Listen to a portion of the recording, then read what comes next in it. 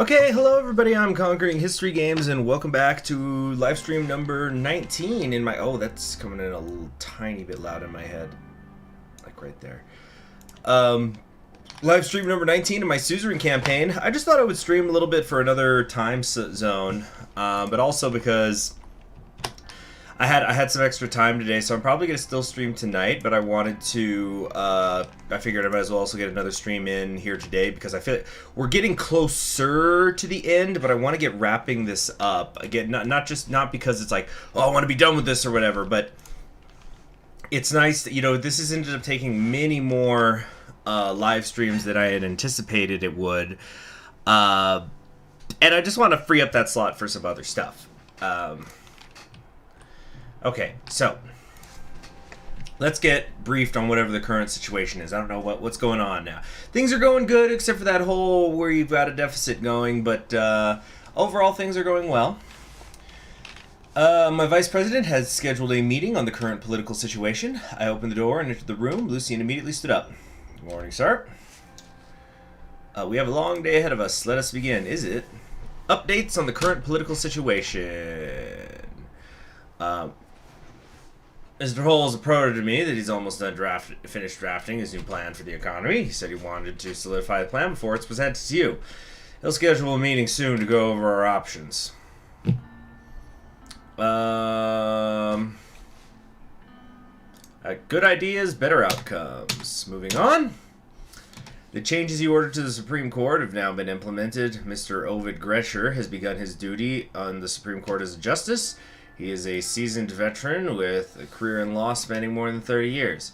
Perhaps this is this experience which caused the court to select Mr. Grescher as the new Chief Justice directly after his appointment. Damn, I wasn't expecting that. That's pretty cool. So we ended up picking the new Chief Justice. Centrism for the win! Hey there, J-Dog and Lennon. With him at the helm, trust in the Supreme Court ought to increase. This is an important milestone for Swordfish democracy.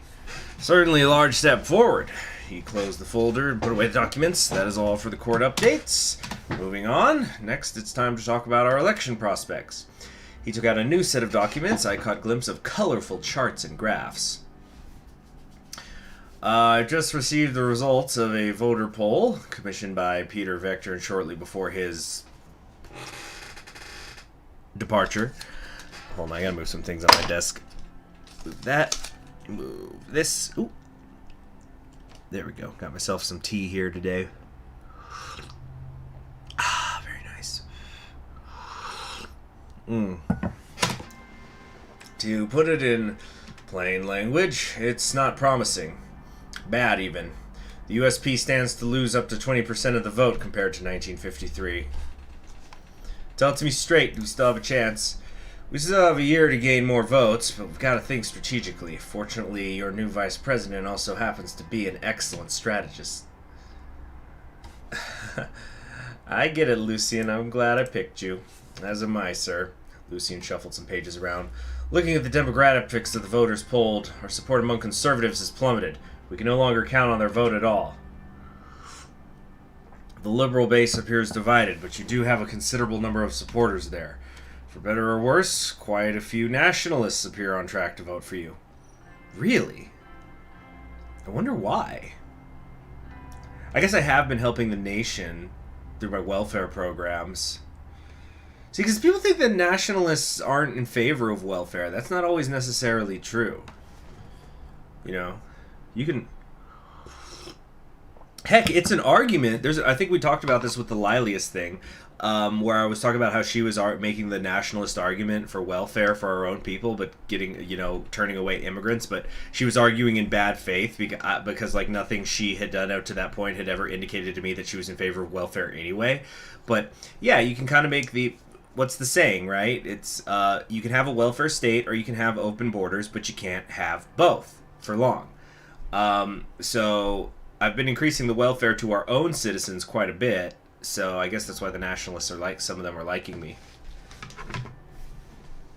Or to put it in funny video map painting game terms, If anybody saw me do my Pele run in Hearts of Iron 4 Kaiserreich, we had welfare for the white man. You know? There you go, Lenin. You get what I'm talking about. Lenin Bill Alexander. How's that pronounced? Or I don't know. Fascists in Italy supported welfare to increase the birth rate of native Italians. Exactly. You guys get it. You guys are smart. You know what's up. If you ever had any support from socialists, you've completely lost it now. When did I have support from the socialists? The radical trashes me every day. Unsurprisingly, none of the Bloodish poll respondents said that they were planning on voting for you. What? Oh, but wait a minute. This was before I went to that, like, Memorial Day thing.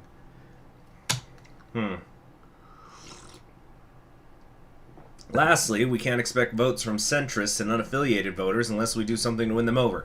How do I not have the centrists? So he's basically telling me I've got a few nationalists, some liberals, and nothing of anything else. Jeez. All right, Lucian, what do you suggest? Thank you, Mr. President. This may sound like common sense, but a convincing enough campaign can succeed where policies fail. Even if you've opted not to focus on your campaign at the moment, I'd still advise you to seize every chance for exposure that you can. I'd rather be signing bills than kissing babies. Perhaps, but we've both been in this game long enough to know how it's played. On another note, there is not an insignificant portion of undecided voters who don't care who occupies the Maroon Palace as long as the economy is running smoothly. Mr. Hull's new plan could be key to winning them over. Thanks for the advice. One last thing. I have reason to suspect that Lilius Graff will attempt to challenge you for USP leadership. Really? You guys think she would? How do you know? I've merely been keeping my ear to the ground, as always. At any rate, if my suspicions are true, you will need as many allies within the party as possible. Or you can hope the ongoing investigation into the Old Guard unveils enough evidence to neutralize her as a threat. Please keep this close to your chest, sir. You know how much power Miss Graff wields in these halls. Thanks for telling me. Okay. Two of us make a good team, don't we? Hey, the seaport's coming along. That's nice. Okay, so we've got some updates here. What's in the news? Mandatory vaccine policy. The administration has imposed that everyone in the country has to be vaccinated against polio disease. The disease barely claimed more or less 1,000 people in Bergia. Why is it necessary for the whole country to spend our hard-earned rent for something that is nowhere near us? I thought the vaccines were free. But still, there's money that has to be spent on logistically rolling out, so maybe they mean the tax money. It's the whole sword post. They bash me anyway because I pissed off the oligarchs, whatever. The disease was spreading from Welland to Bergia. It seems that those illegal immigrants from Welland not only caused chaos in our society, but also brought with them deadly diseases. As such, it's more than clear that the solution to this problem is to completely quarantine the entirety of Bergia and increase our border control. Instead, President Rain is forcing everyone to pay for something that we currently don't need. And then Gretcher's the next Chief Justice. Supreme Court news, new chief. What's the radical got to say? The president's decisive action stops polio in its tracks. The polio disease, which was spreading wildly in Welland, has crossed over to the Bergia region. However, thanks to the administration's foresight, large quantities of vaccine have been secured, and mandatory vaccine policy was implemented to combat the sickness. The Ministry of Health, Pascal Beneval, has delivered a statement to compliment Anton Rain on his decisive actions which led to the ongoing preventative measures. The radical seems to have at least softened towards me. Alright. A large industrial expansion program presents several options to push the industry capacity over. Oh, nope. We're not doing any of this. I don't want to hear it, chat. Absolutely not. We can't keep going into debt. Okay. Minister Hull and Manger have prepared a massive industrial expansion plan that could support several key industries in the country through state investments. Swordland could become much more competitive and a hub for new industries with this initiative. Can't do it, guys. It's just, it's too much. Blank says debt is just a number. Yeah, that was cool in Chapter 1. We're in Chapter 3 now. Let's try to get out of this debt. We got to run for re-election after all.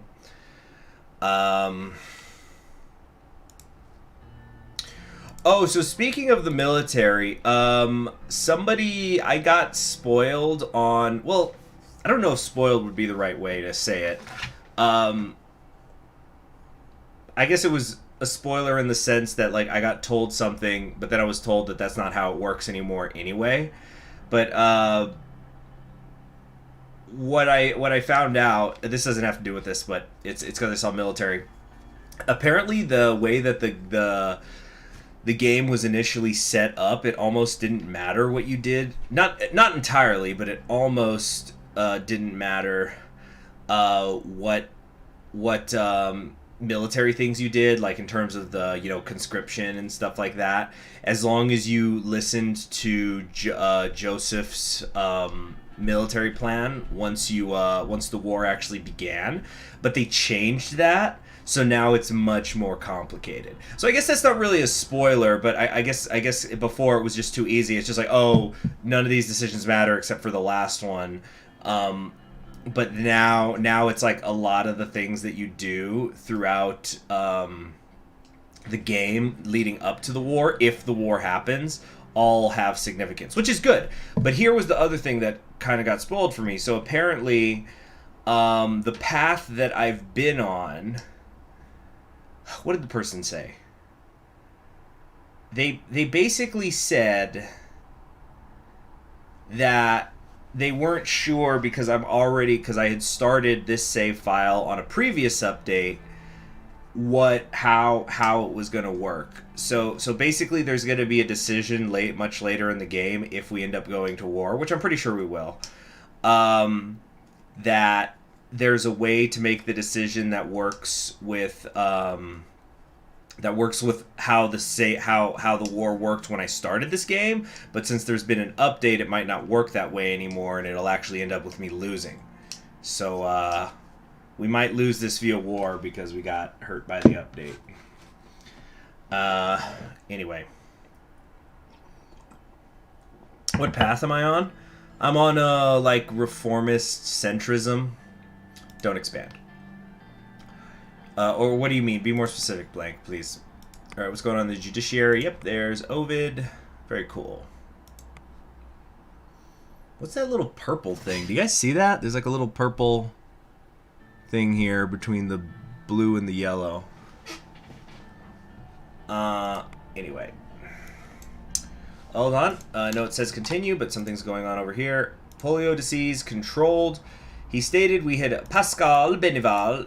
We have flattened the curve of infection within the Berger region and within the mandatory vaccine. And with the mandatory vaccine, it will be hard for the disease to spread into other regions within the country. Alright. So, are we going into Chapter 4? Yeah, baby! Checkmate. Whatever that means. Yeah. Oh, yeah! You guys didn't see it? You didn't see a little purple diamond in the judiciary? All right, wow. Between this stream and the one tonight, no, let's not get crazy. I'm not gonna finish the game today. No way, Jose.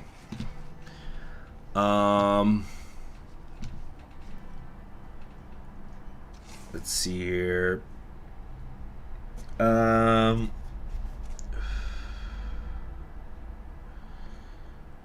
Whoa, what was that? Did somebody just subscribe? Anybody else hear the jingle? Ty Lewis, thank you. Let's see here.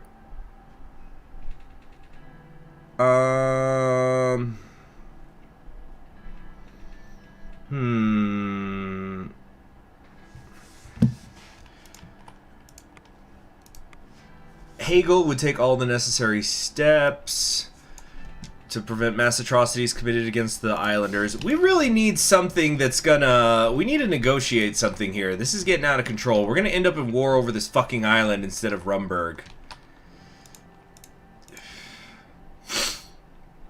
Women's Liberation Act time. Okay, so this was, I think, the... I don't know if this is the only bill that, like, my wife and Kiara were gonna work on, but, okay. We could, the assembly... People are screaming for me to veto it. Hold on. What the fuck is going on here? The Assembly, in cooperation with the Commission on the Status of Women, passes the following laws. Okay, so they're all going to be in here. Section 1 criminalizes domestic violence that occurs against women. Subsection 1 of Section 1 gives state protection to abused women. Section 2 enforces equal pay for women in the workplace and disallows companies from paying less or more for the same job position. Section 3 affirms that the education system should provide equal treatment to both genders. Section 4 enacts paid maternity leave and state-subsidized daycare centers for mothers. This is going to cost one government budget. God damn it. Well, we're going to sign it. After yesterday's live streaming marathon. Yeah, I was playing a lot of West Alaska yesterday. Yeah, I'm going to sign it, but damn it. We need to get some government budget going.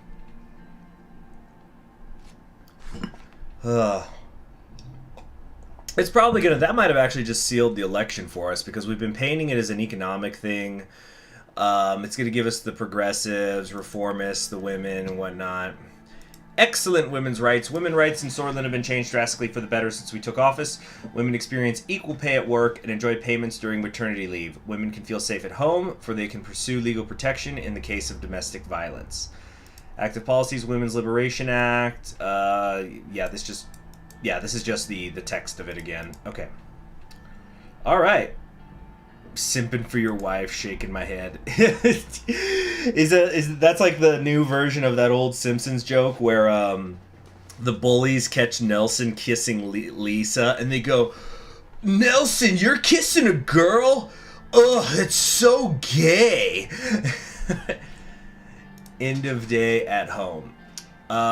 It was raining as Sergey dropped me off at home after yet another grueling day of work. The guard held an umbrella over my head as I walked from the car to my front door. Inside, the house was completely dark. I flipped on the light in the kitchen to find a note from Monica.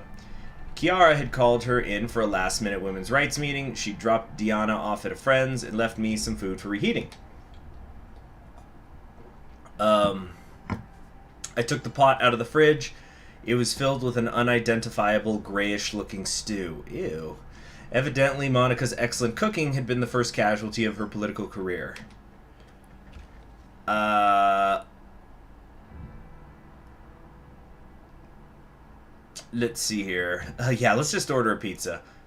Guy night in! I called Sergey and asked him to pick me up a pizza for dinner. While I was waiting for him, I went to the living room to fix myself a drink. Suddenly, the phone rang. I went back to the kitchen and answered it. Frank's voice was on the other end. Okay, this ought to be interesting. I thought Mom would pick up.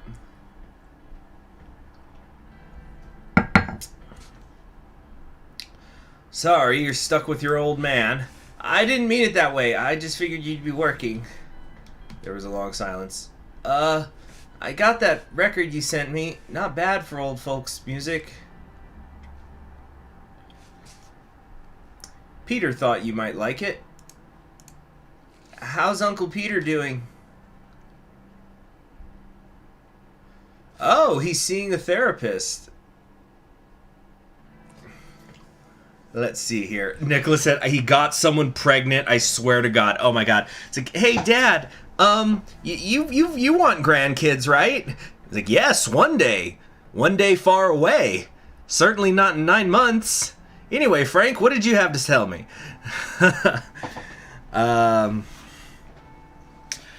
Let's see here.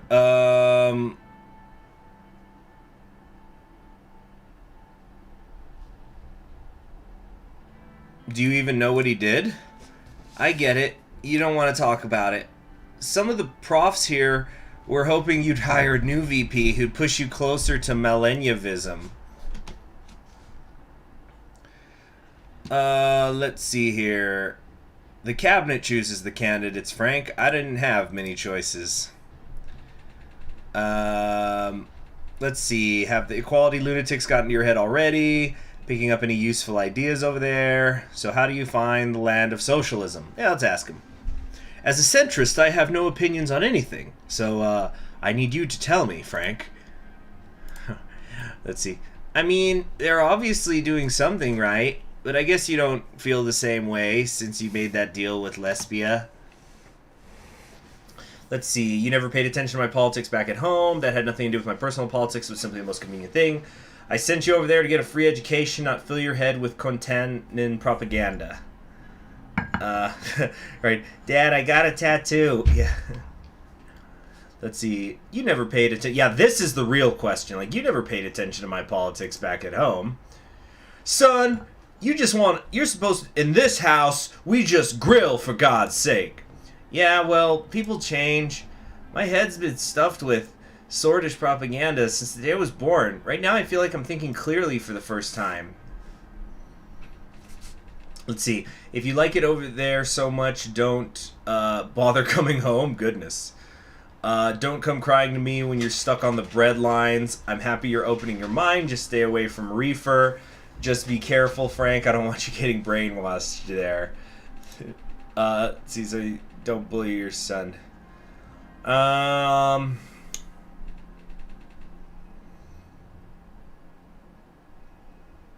He's not a red. He's just, all he said was they're doing something right. Yeah, they're the biggest power in the world right now, even bigger than Arcasia. Like, they're the ones with the successful space and nuke programs and whatnot. Like, I think we talked about this, that it sounds like in this world, this is like an even stronger USSR because they weren't crippled by World War II. He's just saying, oh, you know, it's pretty cool. I went to college for free. Come on. Let's not get too hung up on these things Frank is saying. I kind of don't like all these, or any of these. Yeah, it's like, Dad, I'm a girl now. I've been taught that cultural millennialism is going to take over, and we have to do it by dyeing our hair blue.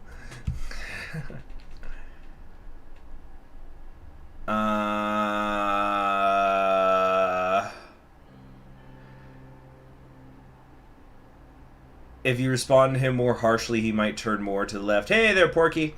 Yeah, I was thinking 3 just because it's like, I'm just trying to not have a completely shitty relationship with him. So, we're just saying, I'm happy you're opening your mind. Just stay away from reefer. You don't tell me what to do, Dad. I'll smoke all the reefer.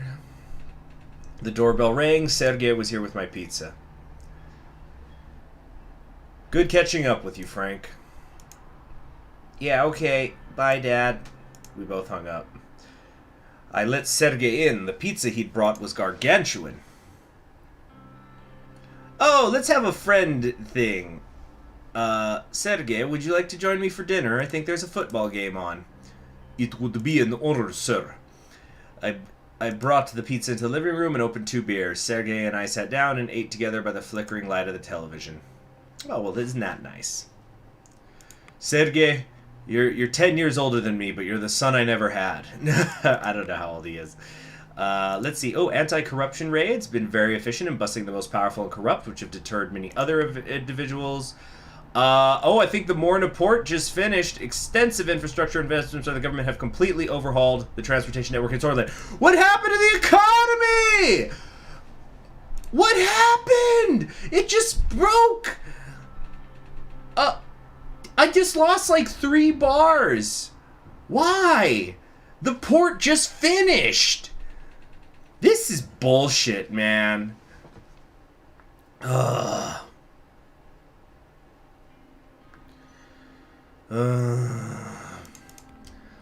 Read the report for more. The seaport has opened. Traveling to 40 destinations worldwide. Cheap sea travel. Disconnected Lauren region is set to benefit. More jobs have been created.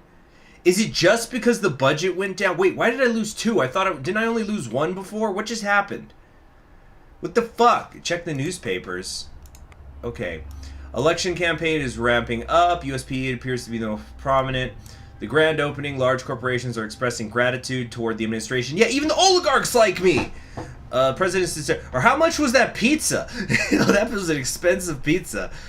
Flow of goods. Decision is prepared. Holsword and Lauren out of the recession. Jobs are increasing. Money is rushing in. Will bring on the solution needed to get Swordland on his feet. Vice President is recovering from alcoholism. Well, that's good. Anyone from any walk of life can be faced with these challenges. You shouldn't be held back to your feet. If you or anyone you know is suffering from addiction, reach out to your local sober Swordland representative. All right. Radical historical moment for the Swordish women. These new laws will help millions of women. Oh, there's the problem. Swordish debt causes credit downgrade. Oh, damn it. It reduces our chances. So yeah, we went into too much debt. Was I ever at -5 before? No, I think I was only at -4. Swordish corporations bemoan the Women's Liberation Act. Yeah, wah, wah, wah, wah. Let's see. Fair commission trade creates trade regulation. No, they weren't complimenting us, J-Dog. They said that Kiara's the one who did it, really. Record, as if I didn't sign the fucking bill. Record number of female students. Human Dignity Bill. Sign or veto the Human Dignity Bill that was approved by the Grand National Assembly. What's this? Some sort of hippie shit? The newly proposed bill will amend Section 3 of the 1923 Legal Transactions Act that allowed the legalization of transactions which occur in non-registered businesses or other entities like single persons if the parties delivered accurate documentation to the financial authority. This created a legal loophole for prostitution. The Human Dignity Bill will protect common decency and prevent the violation of moral principles that occur in the act of prostitution by making it an illegal offense in which perpetrators are punishable by law. So this is what they like to do, huh? We can't sign this. The public will turn on us if they can't get their hookers.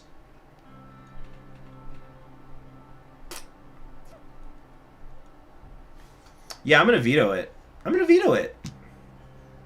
Yeah, fuck that. It's like, president denounces sex, and then bam, re-election, gone forever. Hell no. We're going to veto that. Plus, in this economy, get rid of the hookers? Hell no. That keeps the money internal.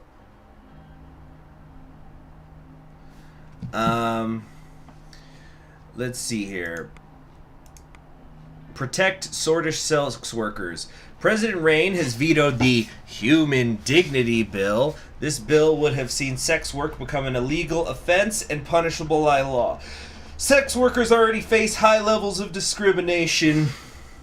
The world's oldest profession will always exist, but supporting sex workers with laws helps protect the health, safety, civil, and human rights of sex workers. Thankfully, the government has made the right call vetoing this bigoted bill. So a few years ago, I did I get the DLCs for that game as well? I think I did Porky, but I don't know. No, I don't think I said I was going to do that in March. I thought I was going to do that post-March. Yeah. The main plans for the rest of this month is I want to do a couple of Equestria campaign or pony campaigns, and I'm going to do a pre-recording of either Suzerain or Mao's Legacy. I'd have to check my notes, but no. Nostalgia would probably be later. Anyway, so a few years ago, I was doing this, I did a research paper on basically the history of prostitution enforcement, or like prostitution laws, anti-prostitution laws in the United States, which was really interesting because basically a lot of prostitution or anti-prostitution, anti-human trafficking, etc. legislation is never actually about that. So, for example, there was this one bill that was passed in the early 20th century that was supposed to be an anti-trafficking bill, and it got like a lot of public support because really, this is a thing that goes back to the 1800s in the United States, but like the concept of like white slavery, where it's just like, oh my gosh, there's people who are trafficking the white people. It's horrible. And so freaking but that ended up, you know, so it was supposed to be like this anti-prostitution thing, but it wasn't even used for prostitution. Instead, it would be used to like prosecute public figures, most notably like Jack Johnson, because Jack Johnson was this boxer. Have you ever heard the term Great White Hope? That term originates from trying to find a white boxer to beat Jack Johnson. Anyway, so Jack Johnson, you know, he was a very successful boxer, so the dude got a lot of pussy, including white pussy. And he would, and then I think like at one point he was arrested for transporting his own wife across state lines, because they're like, it's human trafficking or whatever. But then later, there was the SESTA and FOSTA laws, which passed a few years ago, and they were like incredibly popular laws. I think there was only like 2 or 3 Congress people, and I'm talking about the House and the Senate combined, that voted against it. And why not? Because like it was presented as like, this is something to stop human and child sex trafficking. So I'm sure that like every senator and congressman in Washington D.C., their chief of staff was just like, hey, the SESTA and FOSTA bill is coming up. It's anti-child sex trafficking, and he's like, oh fuck yeah, we're gonna vote for that, absolutely. Like, why even read the bill, you know? So it was overwhelmingly passed. But what SESTA and FOSTA actually have ended up doing is it's letting companies like Microsoft and Apple dig through your shit under the guise of like, oh, we're just checking to make sure there's nothing illegal in here, and so yeah, it ends up being like this corporate power grab to look at your data and shit and snoop through your shit. And there was more to it. Like it was a decent sized paper, but like yeah, I just thought it was really interesting that prostitution laws in the United States are never actually about prostitution, or almost never. Let's see, police overwhelmed in remote cities. Police stations and patrols are the main targets of the militants. What's going on over here? Discussion of the current internal affairs. So we got to figure some shit out here. What are we gonna do? Yeah.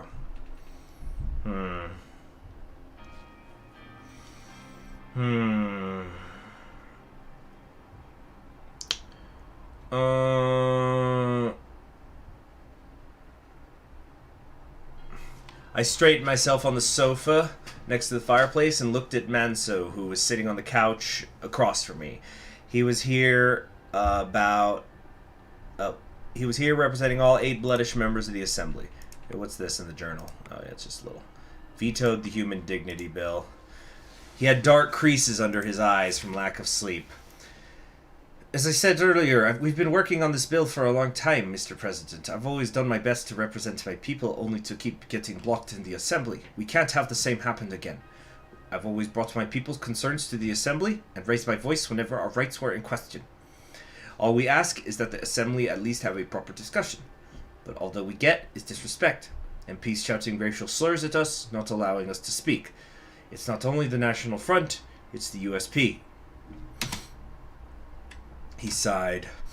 I don't even remember a time when Mrs. Tory allowed me to finish a speech. The Assembly does not take us independents seriously. We need your help. How can I help you? What does he want me to do? He gestured at the papers I'd received from Ever. All we need is support for our bill. It's time to undo the mistakes of the storch state against its citizens. I only ask you to help us make this single step for good, instead of staying idle. Our proposal aims to form a committee for minority rights. Excuse me. And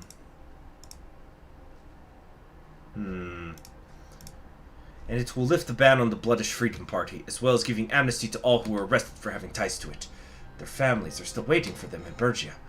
It's not Tarquin Sol's era anymore. It's time we cleaned up the taint he left on our history.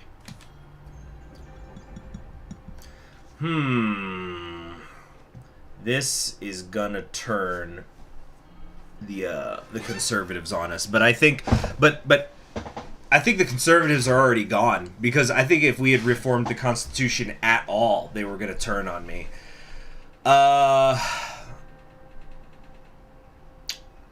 Important question. Does it cost money? Yeah, no kidding. I think, I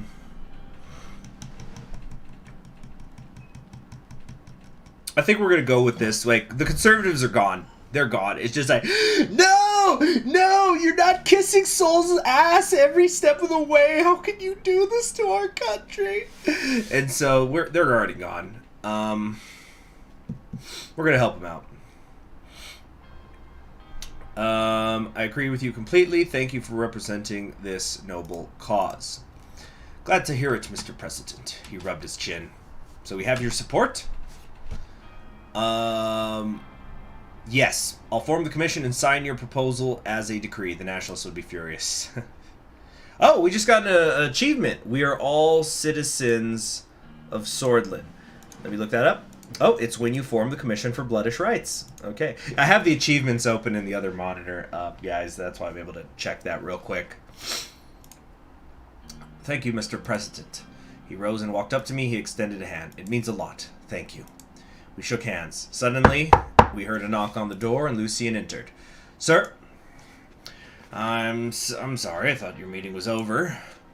Mr. President has already decided. We can call it over, Mr. Galad. I was already leaving. Great, then we must go to the meeting room, sir. One of our new campaign advisors has some plans for the election. He's waiting for us. Let's go. All right, we're clipping along, Oh, we already passed the law. It's already done? Oh, I did it with a decree, so I didn't even have to, like, get it through the assembly. Too easy, huh? Signs pro-blood decree revokes the ban on the Bloodish Freedom Party, which was previously closed for close ties to the militant Bloodish Freedom Front, gives amnesty for previous Bloodish political prisoners who might have been involved with crimes against the Sword's people. The Whole Sword Post condemns this decision. Yeah. Bloodish Rights Act. In a surprising move, President Rain has revoked past anti-Bloodish policies and decided to do something right for the Bloodish citizens by signing the Bloodish Rights Act into law. Well, we don't know whether the Minority Rights Commission that will be formed as part of this act will actually manage to decrease racial inequality. The new law tries to undo past mistakes by revoking the ban on the Democratic Party of the BFP and giving amnesty to Sol-era prisoners who have been prosecuted under ridiculous accusations. Rain's move to reverse Tarquin Sol's ban on the BFP has been welcomed by many Bloodish citizens. Mansud Leak, who campaigned heavily for the bill, also sought to express his gratitude for the confirmation of the new law, saying it is a step in the right direction for the Bloodish people. Get fucked, Tusk. And get fucked all Turkish nationalists who spam my chat. So yeah, we're rated -D. Ha, 9/11. Swordland finds itself between a rock and a hard place. This is an abuse of secular power.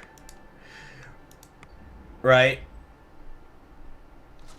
Yeah, the fucking conservatives they gotta be, they need to be getting the copium put directly into their bloodstream and lungs right now, just because, we just did them dirty, just like we did with Gloria Tori, because I'm sure they went, no, you can't pass this, it's too equal, this is not what Sol would have wanted, we won't get it through the assembly. And so then I just go, okay, I guess I'll just, do it via presidential decree and bypass the assembly. Sometimes the executive has to do things the assembly won't do, right? Just like Tarquin Sol used to, huh? Wink, wink. It is. No! Let's see here. What happened with the economy? Basically, when I passed the women's liberation thing, or what was it called? Yeah, the Women's Liberation Act. It cost government budget, and that put the budget too low, so our credit score got downgraded.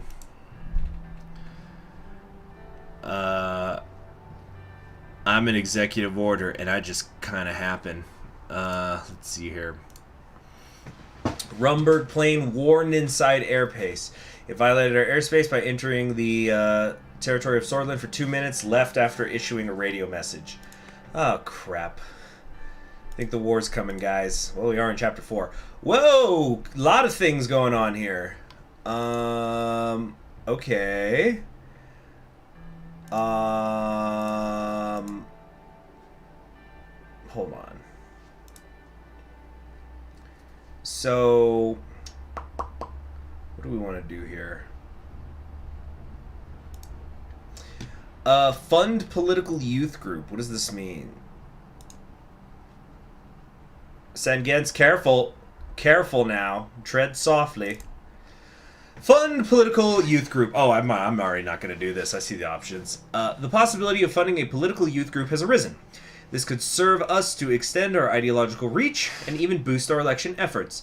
The presidency would privately funnel funding to the youth wing in exchange for loyalty and support to the administration. So it's going to cost us personal wealth, or no? Like, it should say that. So we're not going to fund this. It's the Red Youth or the Young Swords. So it's the Millennialists and the Nationalists. Obviously, we're centrists. We're not doing either.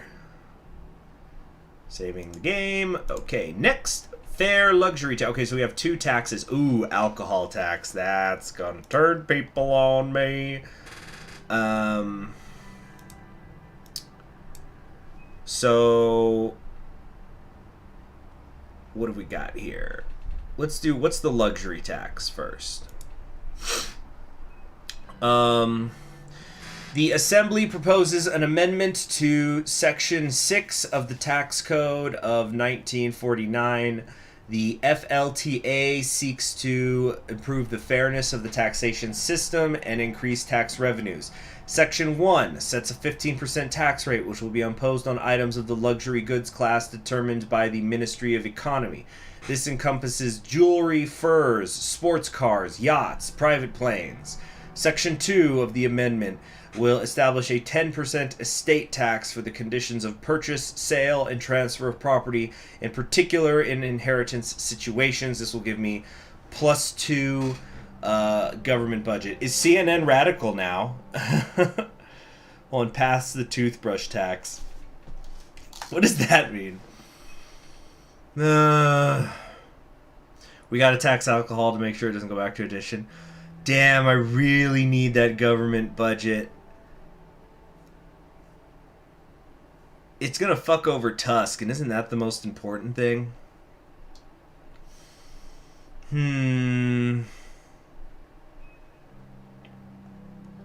Guzman says Tusk is so fat when he orders in a restaurant, the restaurant will go out of business. Probably. I think we got to do it. We've got to do it. We got to get some budget back. We got to fix our credit rating. And oh no, the rich people aren't going to like me. Tusk already fucking hates me because I didn't take his bribe. And then Karanti turned on me because he thought that because I hated Tusk, I was going to like him. And it's not like I even did anything to punish Karanti. I just said, look, I'm a centrist. If you want to buy shares in the market, buy them in the market. You're not going to get them in back deals. And now he fucking hates me too. They're treating me like I'm a freaking commie. Anyway, we're signing this. Yeah, we got to get the budget. All right. Government budget has increased. The economy went down more. Oh, why? Ah. All right, what's next? Alcohol Tax Act. The GNA proposes the Alcohol Tax Act to socially deter the excessive amount of alcohol consumption that has arisen in the general populace and to increase tax revenues. Section 1 will impose a 20% tax on the sale of all alcohol products sold in the country. Section 2 makes local alcohol production that is destined for export exempt from taxation. Really? That's interesting. Huh. So it's like you can make all the booze you want as long as it makes the country money. That's very interesting. Section 3 establishes a 25% import tax on foreign alcohol products, which come from countries that have no trade regulations imposed on these types of goods. And this will give some government budget. I can't do this one, guys. This is going to turn people on me. I know it. Like, you know, there's like 10 rich people in the country, but there's a lot more people, there's a lot more voters who drink alcohol. We're going to veto this. Yeah, we're vetoing it. Centrism. Oh, we got an achievement. It's called obstructionist. Well, what does that do? I have vetoed 5 bills. So I am considered an obstructionist. Only 4.7% of people have it.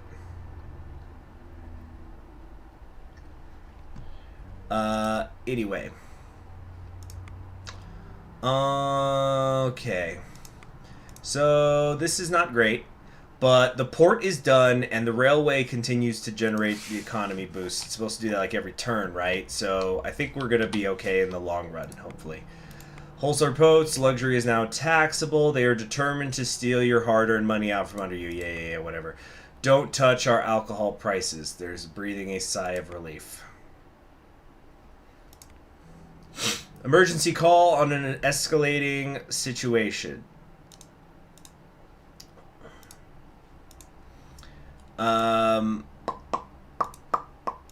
are we gonna do? What are we gonna do? I was woken up in the middle of the night by a call from the Ministry of Defense. Due to the sensitivity of the information, I had to be urgently briefed in person. I put on my clothes as fast as I could. I rushed downstairs and opened the door. Sergei was waiting for me. Mr. President, this way to the car, please. We got into the car and made our way to the Ministry of Defense building without a word. I arrived and was directed downstairs. I came to a large set of doors and quickly read the sign above them. You know what's a thought I just had? I was just thinking about that gruel that our wife made when she had to rush out to the meeting. What if, because nothing kind of happened. Like, we had a conversation with Frank, and that was about it. What if I ate the gruel and it got me sick? That was just the thought I had. Like, what if that's a thing? You missed something because you're sick. The sign read War Room. The dimly lit room was filled with latest equipment. The centerpiece was a lounge red table. Coat of arms of Swordsland was engraved on it. David, Lucy, and Vulcan and Joseph were already deep in discussion. Mr. Lancy, I advise caution. Going to war wouldn't help anyone. We must maintain peace in Swordsland and Eastern Mercopa at all costs. What do you expect us to do? Sit down and do nothing? They're testing us. We must respond immediately, otherwise they will think we are weak. What is going on here? I did eat pizza with Sergei. Mr. President, thank you for coming at this late hour. There's a situation. Vulcan, please go ahead and provide your report. Mr. President, approximately 20 minutes ago, Rumberg downed one of our planes with anti-aircraft fire from the ground. The pilot was declared KIA. Oh no. Oh man, this is a problem. Excuse me. The last recorded position of the plane was inside Swordish airspace. General Kruger, I mean no offense, but are we absolute... Hold on, I'm mixing up my voice. You got so many titles, Cody. Yes, you do. General Kruger, I mean no offense, but are we absolutely sure that is the case? Are you sure this happened within our borders? No offense taken. Here are the... Good guy, Vulcan. That's polite. It's intense, but he's polite. Cool guy, this Vulcan. No offense taken. Here are the locations on the map and the report from the airbase. He pointed to several markers on the map. To answer your question, yes, we are absolutely sure. You can see here on the map that the plane was down approximately 10 kilometers inside our borders. We have calculated the trajectory of the gunfire, and they started firing when our plane was within our border. The plane was downed near Halgan. Oh, boy. This is terrible. What should we do? We need to open diplomatic channels to start an official investigation. Most importantly, we need to remain calm. We must maintain peace. I agree. They're trying to lure us into their trap. We have enough military power to contest against this violation of international law. Hold on, Joseph. Hold on. So you're telling me, Joseph, this whole fucking game, all you've been saying is, we can't fight Rumberg. Rumberg's gonna hurt us. Please, we need money. No, Mr. President, you're making bad decisions. We're doomed. But as soon as the chance for the war to start actually begins, we got him. We're gonna beat him back. We're gonna fuck him. Like you fucked me when you let those refugees in, Mr. President. Yeah, we have allies now, CHG. I suppose, but you guys get what I'm saying? Like, anyway. North Brunei, that's what we need to do. We should attack and down one of their planes in retaliation. We can't look weak. If we appear weak, they will jump on the opportunity. Also, somebody was saying I should give this guy a Patton voice. I think he's much older than Patton was. Because he's been in the army for over 30 years at this point. Then again, Patton served for a very long time, but Patton died in 45.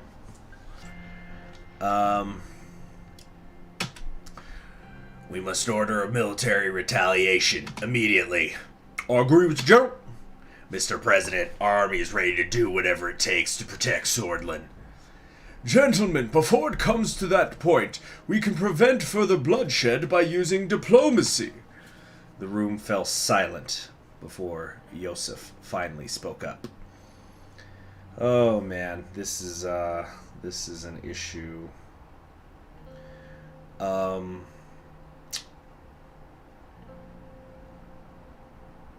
What is this? Visik is right on this. We must go with diplomacy. War solves nothing. You can't just blitz Rumberg.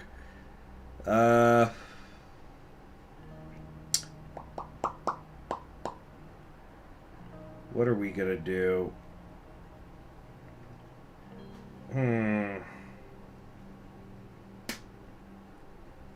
think what we're gonna do is we'll do diplomacy when you occupy the capital. If you win a war, you will win the election. Nothing like the old rally around the flag trick, huh? What are we gonna do here? What are we going to do? The room fell silent before Joseph finally spoke up. Mr. President, what are your orders? What are we gonna do here?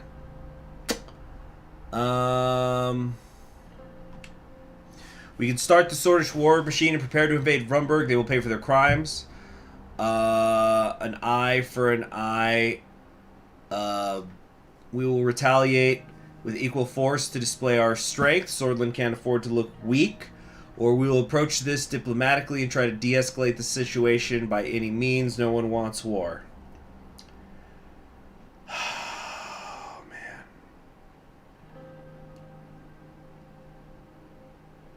man. Did my dude say the sword is mightier than the print? Yeah, I'm sure the common people won't like war, but if we win the war, they'll love it. When in doubt, does Rumberg have oil? Yeah. When in doubt, we must always bow to the great god of this campaign, that god being the god of centrism! So we will say an eye for an eye. We will retaliate with equal force to display our strength. Swordland can't afford to look weak. Alright. Here we go.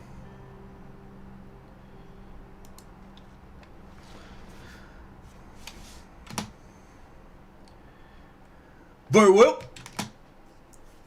If there's to be a retaliation, we need to be extremely careful. They will seek every opportunity to blame us for it. We can't further escalate the situation and destabilize the region. So I'm seeing all sorts of contradictory stuff. Somebody's saying our economy's right ready. Some people are saying Lesbia is not going to help. But so they say Lesbia will fund our crusade. Yeah, so I'm seeing all sorts of contradictory crap. We need to prevent a war at all costs. I'm saying this is a man who has lived through too many years of war. We're not the ones who escalated the situation. They were first. Mr. President, I assure you, they wouldn't dare attack us for that. They know we are far superior. Okay, Joseph, okay. This will send a strong message. I will send word for the start of a military operation. Our target will be their warplanes and an airbase near the border. I still think a peaceful solution would be more beneficial, but of course I don't have the military experience and insight Mr. Lancia has. I will begin my task immediately, Mr. President. If you will excuse me now, I must talk to the military command to relay the orders. Before he left the room, he saluted. I'll bring the paperwork. It's just... Joseph returned with the paperwork for the order and showed me where to sign. Oh, he had that ready, didn't he? Sign off. Let's go. Here we go. This is it. This is the whole campaign right here. Now the paperwork's done, and they just shoots me in the head. I have no idea, Mr. President. I think we should hold a military parade to display our strength. I'm with Mr. Lancia on this one. This should work well as a deterrent, and it will come in handy as a tool to de-escalate the situation. That is a good idea. Simple and effective without causing ruckus. What? Okay. This is weird. Oh, man.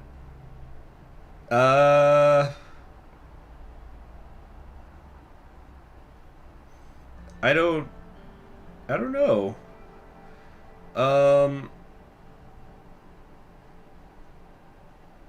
Let's see. Shoot in the head. Lucian, it's all according to my plan. Yeah, does it cost money? That's what I'm wondering. Does anybody know if this costs money? Because if it costs money, I'm not going to do it. Everybody else is always saying it's a good plan, but... yeah, what's going on?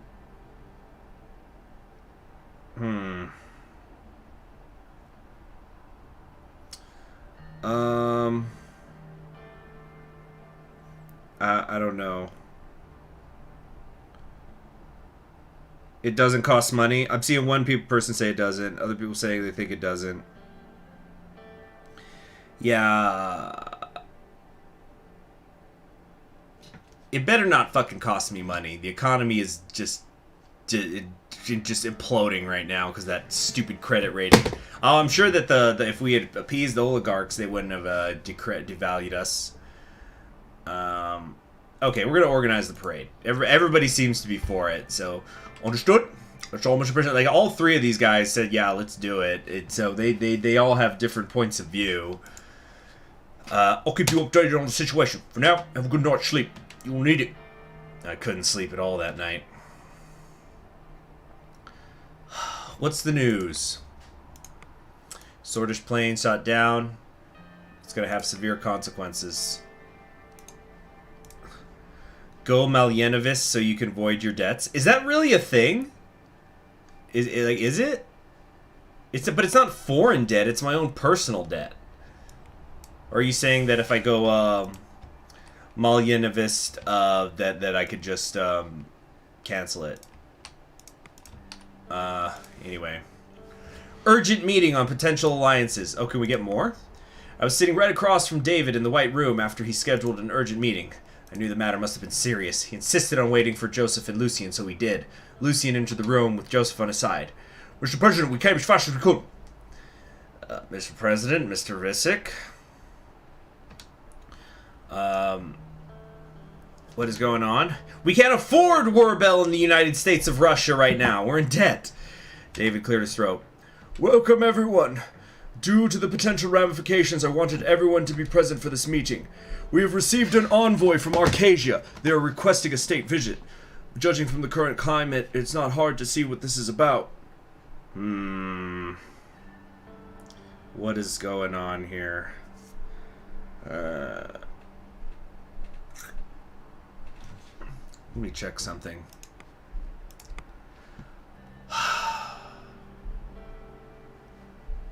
Our economy is so fucked.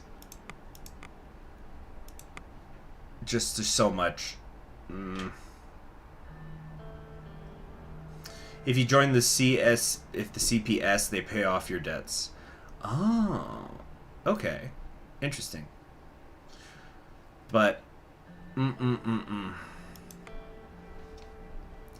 thing that's pissing me off about the economy is how I'm constantly seeing newspaper reports and the local reports how everything's getting better, and yet the opposite happens under current situations. That's what's just getting on my fucking nerves. I don't know.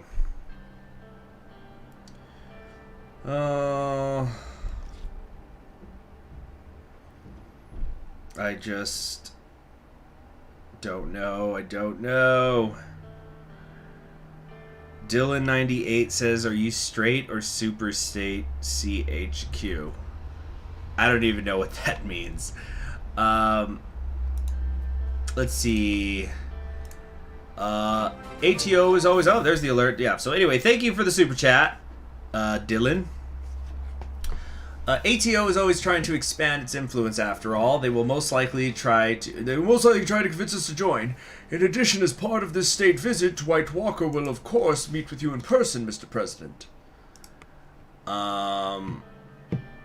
We need to be wary. I agree. At first chance, they would pounce on the opportunity to enslave us to their will. Hey there, Tembre. I bet he will come asking us for cooperation under the guise of enforcing their demands to join the ATO. This will antagonize half the world against us, and we're going to be at the forefront of the battle. From the perspective of national defense, we're in a better shape than we ever were before. I assure you, we don't need any outside help. Definitely not from Dwight Walker. We will make do somehow.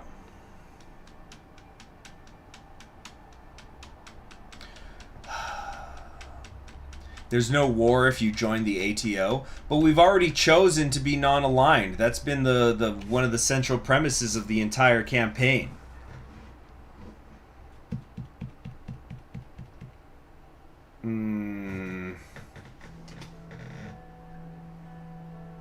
See, I don't know if you guys actually know this shit or not, and everybody's always posting contradictory stuff in the chat. Sorry for cursing so much, by the way, but there's so much contradictory stuff that I get told that, you know, I don't, yeah, I don't know. You know the ATO saves Sorrel. And also remember, there's been updates, and somebody did spoil me, and apparently, like, the war stuff has changed. I vote we start a nuclear weapons program. Yeah, let's get that up and running in a week or so, right? I'm going to say I want to take the least amount of risk for Swordland. There's way more risk in entering a pact with ATO. Yeah, Mr. Walker never gives anything for free. There will be some concessions for sure. Mr. Visky, you are our most experienced foreign policy expert. What's your take on this? What do you think is the right action?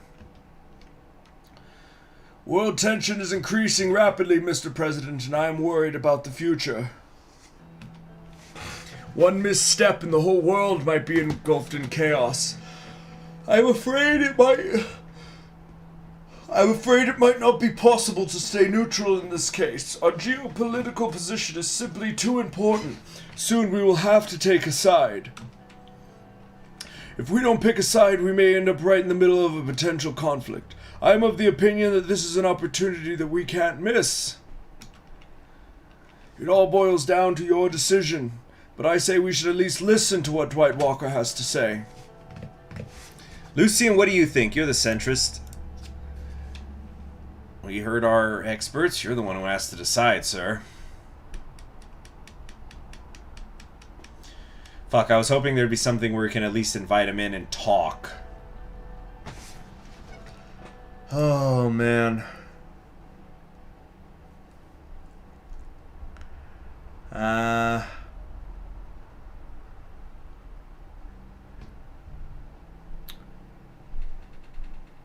No, we're not doing it. We're not doing it. We started this campaign. You guys all voted and have continuously, the emphasis has been no entangling alliances with the superpowers. So we're not doing it. We're declining the offer.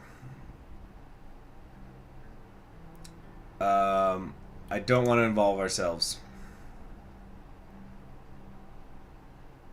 Not agreeing to join. Oh well, too bad. Too bad. It's too bad, everybody. It's been done. It's been done. I will send our response immediately. I think that is all for today. Thank you all for attending. As we dispersed, the world map hanging on the wall in the room caught my attention. I walked over to it. How often were the lines on the world map redrawn over the recent decades? What about the future? Almost got a little deep there. Almost, but they didn't. We're good. What's this order stuff? Crime has been curved. Okay, so that's getting better. In terms of laws, the reconciliation process is going on. We've expanded human rights. We have the best human rights situation in the region. Okay, so that's good. You know, if we don't have to deal with bloodish insurgency in the inside, that's going to help us. Oh well, guys, the visit's not happening. Moving on. Late night at the Rain household. As comprehensive as I could have hoped for, I was looking forward to celebrating with my wife. But it had been hours since I'd gotten home and she still wasn't there. I was dozing on the couch after yet another frozen TV dinner when I heard the key turn in the lock. Monica stumbled into the hall. Honey, I'm home. Where were you? I was just having a few drinks with Kiara. I can't believe we did it. Anton, this is such amazing news. She hiccuped. You could have invited me to the celebrations. Oh, you would have had it boring, and somebody had to look after Deanna.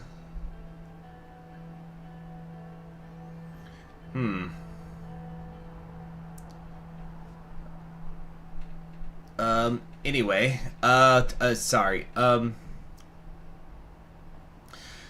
she's becoming Peter. Oh my god, don't worry me. I believe you're turning into a politician, Mrs. Rain.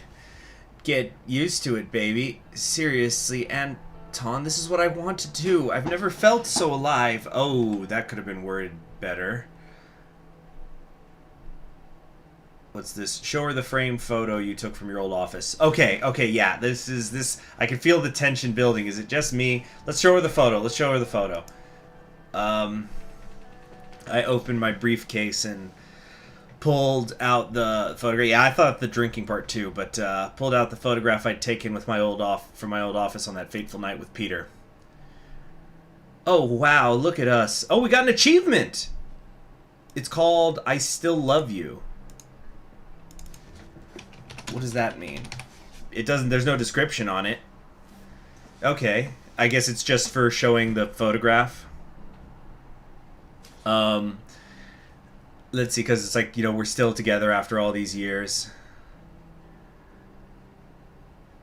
I'm still as madly in love with you as I was the day that photo was taken. Monica smiled, took my hand, and wordlessly led me upstairs to the bedroom. Nice.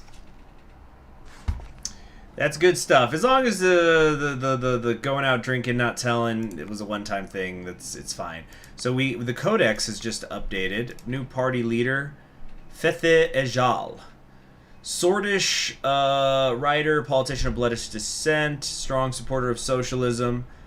He was poisoned during a campaign trip in 1957, is currently hospitalized with critical condition. Oh, goodness. Another poisoning. He was in the youth wing of the Commie Party. Briefly lived in Vogsland and Welland before returning to Swordland in 29. Published a lot of books. Jailed several times. Strong indictment of the oppression of the common people and minorities in his publications. Satirized Swordish bureaucracy and soulism. Campaigned for the improvement of bloodish rights. Has received numerous awards in Swordland, Vogsland, and United Contana. One of the most influential Swordish socialists along with Bernard Serkis. He founded the Workers' Party of Bludia. He was elected the party leader in 1953. They got after Like resigned. He was poisoned by a nerve agent by a Swordish nationalist. Shit. I was just trying to make... anyway. Hey, yeah, the economy's gone up again. We just had to get laid. And I'm sure you know what? It's the hookers. It's because we kept the hookers legal. That keeps the money flowing internally in the economy. Woo! See if any seats change. Why would the seats change? There hasn't been an election yet. There's no seats that have changed. Oh, yeah. Check out that eco, baby. Let's see here. Geopolitico. Swordland shoots down Rumburg warplane in retaliation. Following Rumburg... So this is what we just did. A Swordish warplane was shot down by the Rumburg anti-aircraft systems as per the information. It trespassed. Immediately after the incident, Swordland retaliated by sending their warplanes into the Rumburg airspace and destroying a Rumburgian jet. Tensions between Rumburg and Swordland continue to increase as the largest troop deployments in the last decade began in eastern Merkopa. So what's the radical got to say? Nationalists attempt we started streaming 69 minutes ago. You know what that means. You gotta hit that like button, y'all, to get to the funny sex number. According to the reports, he is hospitalized in critical condition. The attack comes from a nationalist organization, which most likely targeted Ejal due to the massive increase in the votes of the Workers' Party of Blodia. This sick attack on Ejal's life is the continuation of deep-rooted fascism of Swordfish political life. Previously it was Serkas, now it is Ejal. Next it will be all of us, if we allow this to continue. We need to add a hooker corporation for the Swordish army. That's actually where the term hooker comes from, because General Hooker in the U.S. during the U.S. Civil War basically turned a blind eye to the hookers around the camp, and so it became a slang term.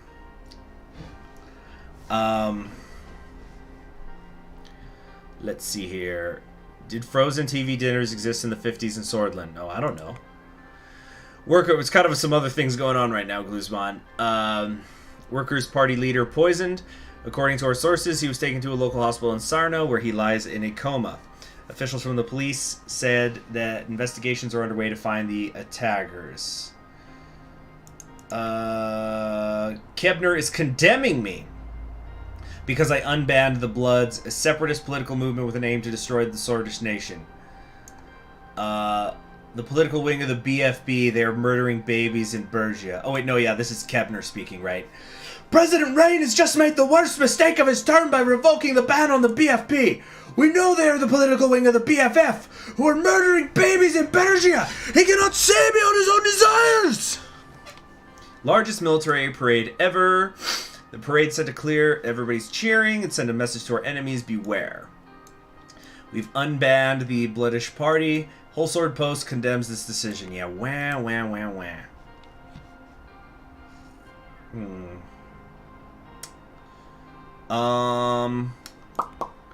Here we go. Vlagsland Navy is in full force in Hedgeland. I kind of feel like this is flying under the radar of this island issue. Like, is this gonna fuck us? Are we gonna go to war with Rumburg and then Agnolia is not gonna be able to help us because at the same time Vlagsland's gonna invade the island? Shit. We've got problems, and the music's perfect for it. One-on-one interview. Thomas Sacker will be answering the questions. Okay, so we've got an interview coming up. That's like for the election. Rumburgian plane shot. Yeah, we know this already. What's going on up here? Agnolia signals that they're going to stand with us. Okay. What else is going on in the world? New next event. Election speech at the USP headquarters. The sun was starting to peek through the blinds of hold on. The sun was starting to peek through the blinds of my suite in the Grand Chariot Hotel in Anrica.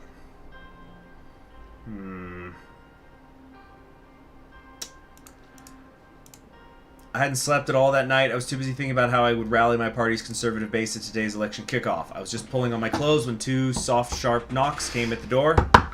It was Lucien. Good morning, sir. I told you, Lucien, you're vice president now. Stop calling me sir. Force of habit, sir. Anton. What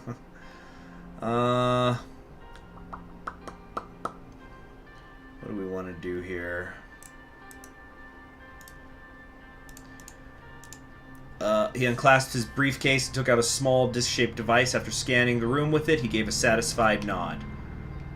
What the fuck is that? Did you just scan for bugs or something? I've just received the final results of your investigation into the Old Guard. Well, don't leave me in suspense. Lucien pulled out a folder and opened it. Miss Morgana's task force suspected Old Guard members of multiple cases of corruption and lobbying. But when they looked deeper into it, they found something truly shocking. The Old Guard, with the tacit approval of Tarquin Sol, directly arranged the assassination of Bernard Serkas. Ah. Wow, I would have thought the nationalists were behind it. Well, I guess a lot of the Old Guard are basically nationalists. There's a Venn diagram, and there's a lot of overlap in the middle. Why? Since you took office, their goal was to protect Sol and his constitution. They needed an event extreme enough to distract you from making reforms. Of course, they didn't succeed. Who was involved in this? The main conspirator... The main conspirator was Lilius Graf. Oh my gosh. I didn't think she would dare. She was behind a full-blown assassination? Damn. I knew she was a forceful woman, but I didn't think she'd go... I know that she was under investigation, Kessler, but everybody was under investigation. And like you said, we were looking for corruption and stuff. And, you know, I thought maybe the twist would be that it turned out she did sleep with Sol to advance her position or something. But, wow.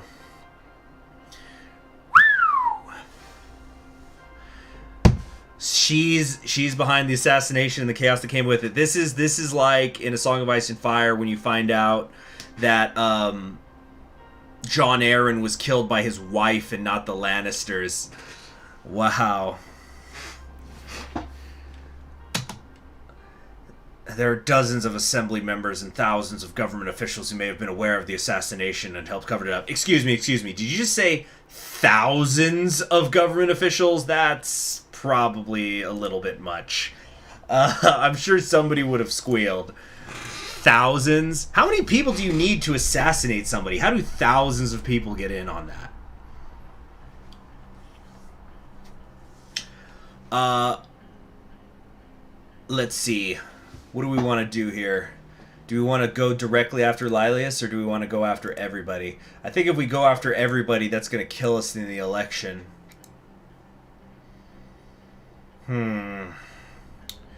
What are we going to do about this shit?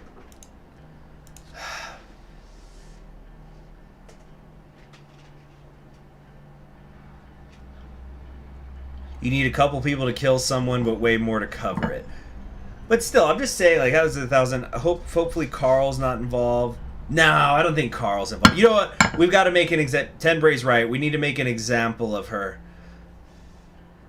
Plus, if the conspiracy really involves dozens of assembly members and allegedly thousands, let's lower it to hundreds. But you know, I'm sure that if it's allegedly thousands of people who were helping cover it up, I'm sure there was a lot of stuff where people were like, how do I say it? It's like there were probably people who found out after the fact and were like, "Oh crap, I didn't know that was what was going on. I better keep my head down." We're going after Lilius. It's time she left politics once and for all. Alright, sir, I'll get to work on it when we return to Wholesword. Now that that's settled, I'll let you prepare for your rally. Oh, I almost forgot. The Archpriest of Dire couldn't be present today, but wanted to relay a message of support to you and your family. What'd he say? I bless the rains down in Anric.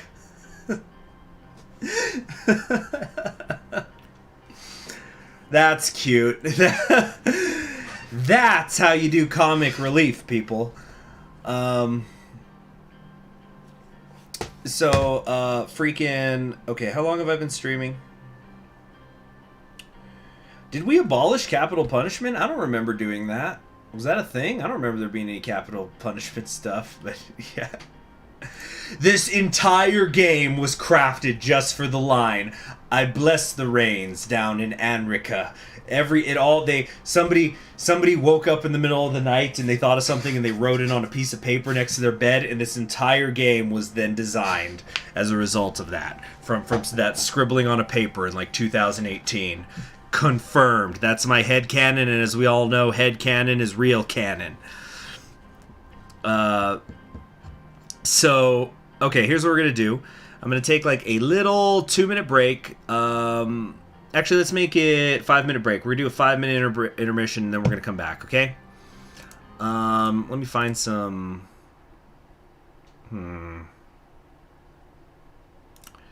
Let's see here. There's nothing that 100 soulless could ever do. I once heard a really funny parody of that song from Africa. The Africa song, it was about Yu-Gi-Oh! And it was about people who are still playing hero decks, even though it's been like 20 years, and they keep getting nerfed, and they just kind of suck, but people just keep figuring out ways to keep them relevant. Anyway, so Adrian von Ziegler, let me find some non-copyrighted music to play real quick. Okay, here we go. When this song is over, I should be back. Be back, everybody.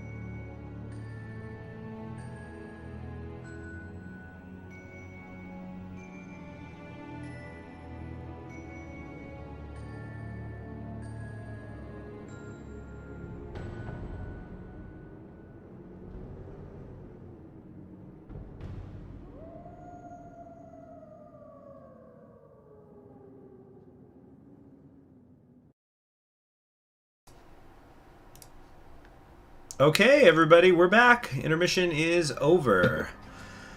The song that I was listening to was something from Adrian von Ziegler. I think it was Fallen Kingdom or Endless Kingdom. So, I also got myself a little bit of food here. Okay, rain hoodie, rain hoodie.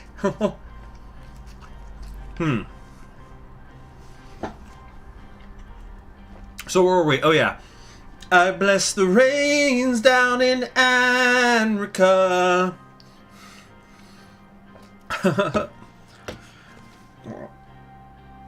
Putting some hot sauce on here. So last night I tried to make some falafels for the first time. It didn't go well. And it was mostly because I don't have like a big enough food processor. I have a really tiny one, and for how much I wanted to make, that wasn't going to work. So I ended up putting it in my blender. But then it was like the stuff at the bottom just ended up getting too blended, and then like it was hard, trying to get stuff evenly done. And then and then some of them were falling apart when I tried to fry them. Didn't really work out.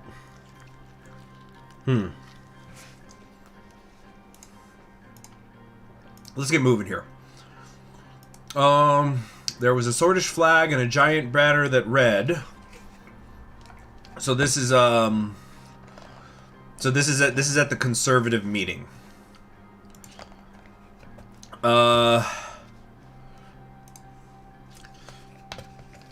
We should put her on trial, not kill her. Just put her into a cell.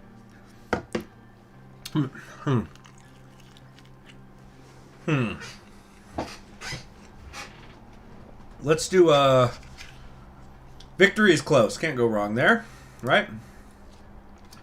Everyone cheered as I walked on stage, though Mayor Curtin Lesty was now part of the opposition as a member of the NFP. He switched parties. He changed parties on me? Did that get updated? I guess it hasn't updated to the codex. Maybe they forgot to code that. Wow. He changed parties over that shit. Lucian gave a short speech introducing me. Then it was my turn. I stepped behind the podium and took a deep breath.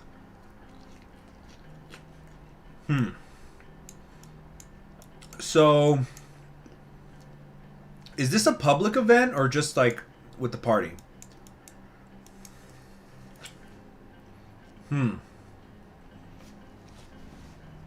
It's like when Strom Thurmond became a Republican.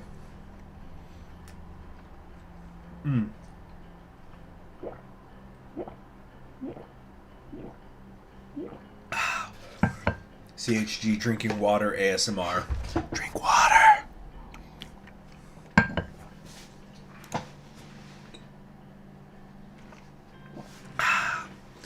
All right. Let's go. Sons and daughters of Swordlin. The past 3.5 years have seen our country tested again and again.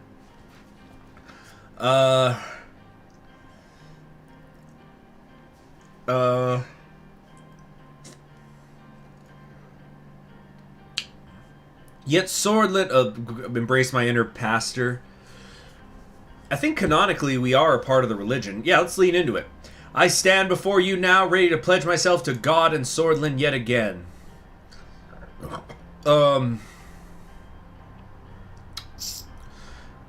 With my re-election, I will finish pulling Swordlin's economies from the depth of recession.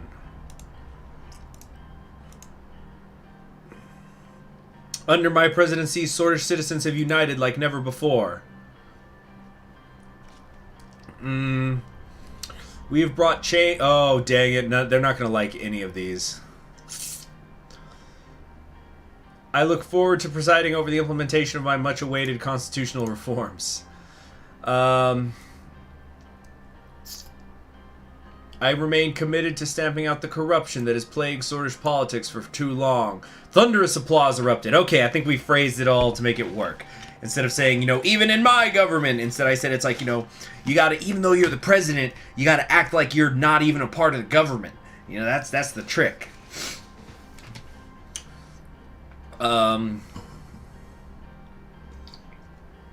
It's like how everybody loved Reagan when he, and I'm not saying what my opinion on Reagan is, but it's like how everybody loved Reagan when he said that government's the problem, even though he was the head of the whole government. You know? Swordland has changed, but the USP remains as strong as ever. Or, some have accused me of straying from the values of the USP. To them I say, I am the USP. Oh, that's a good point, Creative. I should have said that out because we're going to arrest Lilius. I have devoted an unprecedented amount of effort towards making Swordland's economy the best in the world. We will not lose.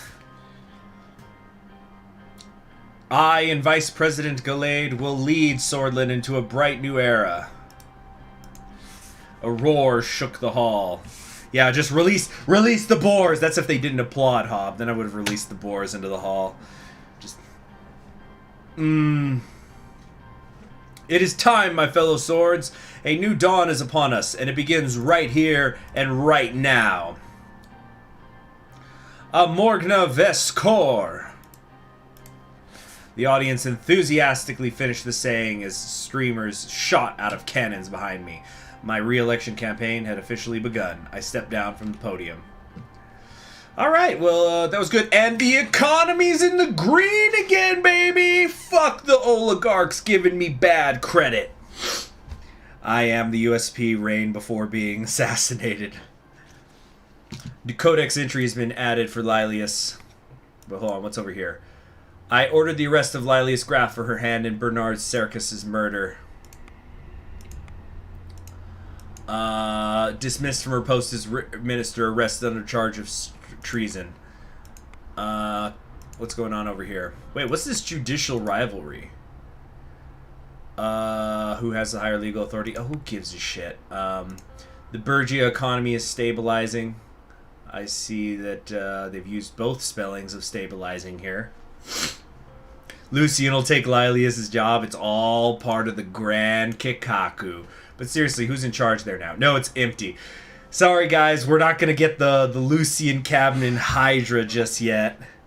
But Lilius, man, you know...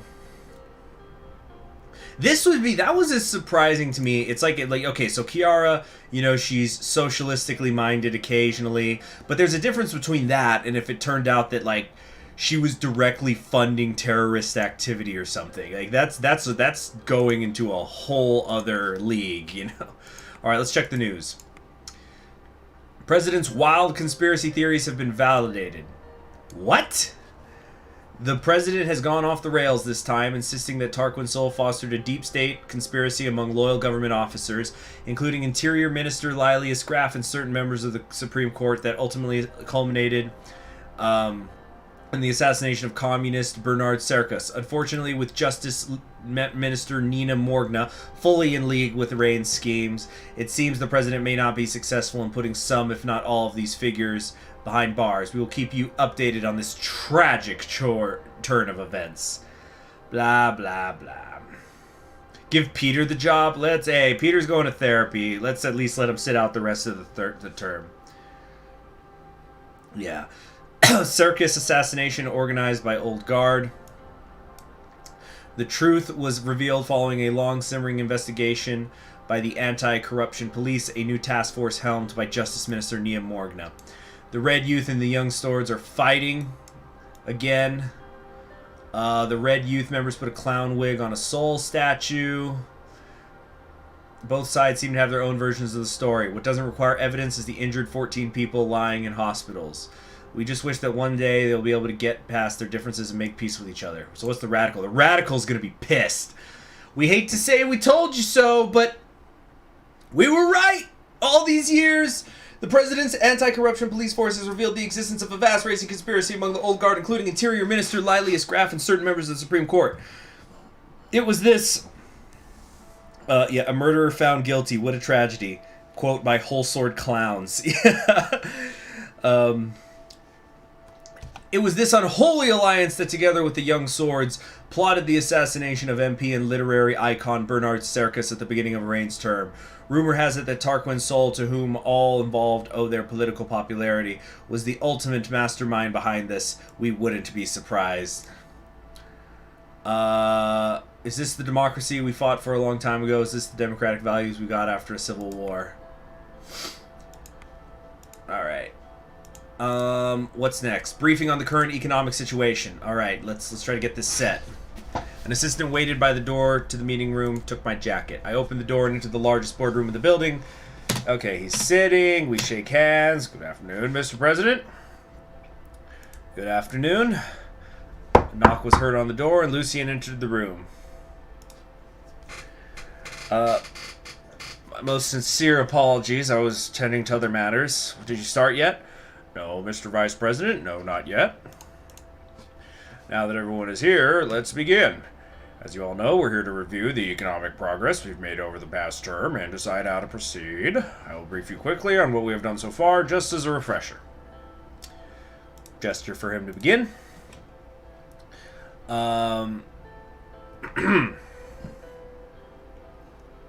Sol seems too lazy to orchestrate such a maneuver. I don't think so. It's not that he's lazy. I'm sure he was behind it. I'm sure he just told somebody, hey, have the commie leader killed. And then somebody else did it. You know, the rest of the organization, so to speak, took care of that.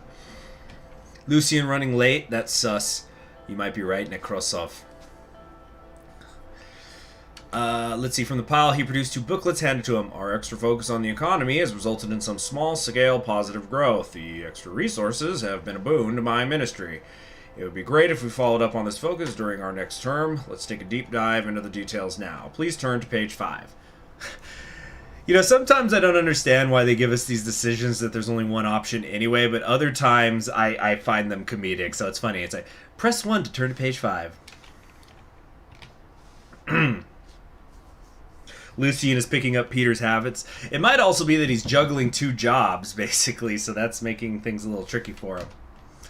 Let's start off with our economy plan. I'd like to say we're on track, but unfortunately I cannot. Our decisions so far have not been in line with our initial intention for a market economy.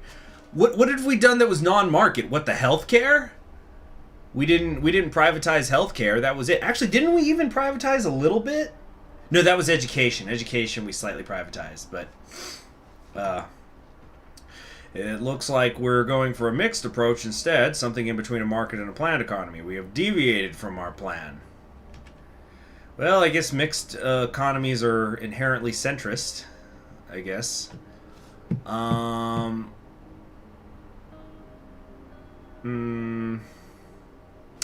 It is unfortunate that we cannot follow through. I blame the circumstances. There's nothing wrong with a change in... Yeah, it's like, I'm sorry that a plague was crossing the border, Mr. Hall, and so I had to let healthcare stay public and free. Let's see. We gave stimulus checks as well. Yeah, but that's not really tied to the economy. What was the alternative? I thought that was like either send checks out or don't. Wasn't that the decision? Or no, it was something like we were going to do something with small business. Was it? I don't remember. That was so long ago. There's nothing wrong with a change in plans as long as the public views it as intentional and not a hasty improvisation. Just pointing out the facts here. Yeah, Cyril! Cyril, just because I've legalized hookers doesn't mean you can kill them, just as a heads up. In fact, it means you probably shouldn't kill them. It was checks to people, bailout businesses, or nothing. Ah, okay. Anyway, please turn to page 16. Turn to page 16. Only reason Simon's sorry is because the Bloods didn't die of polio. Oh my gosh. I think you have Simon mixed up with somebody else. Simon just wants to golf, for God's sake. I turn to page 16, entitled Status of Trade and Effects of Foreign Policy. I'm happy to say our trade has increased since the beginning of our term. I should hope so. We've got plenty of deals. We are on the right path. More trade means a more vibrant economy, which means unbridled economic development. Having said that, the fact that we're now able to rely completely on our own economy is definitely a step in the right direction. This gives us good rhetoric to use in our election campaigns. That is certainly your area of expertise, Mr. Gallade. We need to aim for balance. We can stand on our own 2 feet. We can aim for more opportunities in foreign countries. We don't need foreign countries. Balance. True centrism. You see, as we've learned throughout this campaign, and as I posted on my Twitter, check out my Twitter, because everybody just fucking replied in the community post I made instead of actually going to the Twitter. But yeah, I found this funny picture which was talking about like all the different brands of centrism. So it's like sometimes centrism is when you don't go left or right. Sometimes centrism is where you take something that's very far left and then follow it up with something very far right, so it cancels. And then you've got other types of centrism where you just choose to do nothing instead of taking any side at all.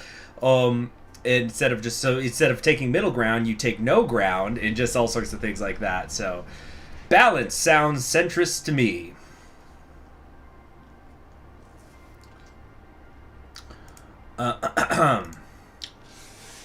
We have to carefully consider this matter during our second term. Please turn to page 17. Press 1 to turn to page 17. So Nazbol is centrist. Exactly, Emmanuel. Now you're getting it. You know, it's like when you have a scale, right? You can put nothing on the scale, and the scale will be balanced. But if you put a 10-pound weight on both sides of the scale will still be balanced. Mm-hmm. We're all having good centrism fun here. But yeah, that was a really funny picture. I don't know who made it. I would have credited them but it was very funny. In our attempt to repair Swordland's economic system, we went for a mixed approach. We tried to cater to the needs of both businesses and shorter citizens. It's been a delicate balance. Thankfully, living standards are steadily increasing. We've been receiving fewer and fewer complaints about our welfare systems. Good. The saddest populace means more votes for the incumbent administration. Exactly. Now to page 34. Our production rate has gone down since the beginning of the term. We're at a low point right now. On the upside, at least we don't have to pay for our failure of a firstborn's education. He failed a single test. He's a loser. No, he had other problems. He definitely did. It's just, you never go full angsty teen. You know, you're a teen, have some angst, some angst, if you want to use the original pronunciations. But never go full angsty teen. It's not a good look. Combine left populism and right populism to create centrist super populism.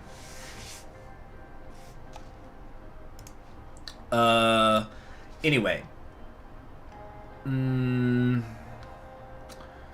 Let's see. We need to fix this as soon as possible. I need everyone on this next term. Moving on to logistics, our situation has improved above and beyond our expectations. Our infrastructure projects have paid off in the long term. Smoother commutes, easier access, faster delivery times. Everybody's happy.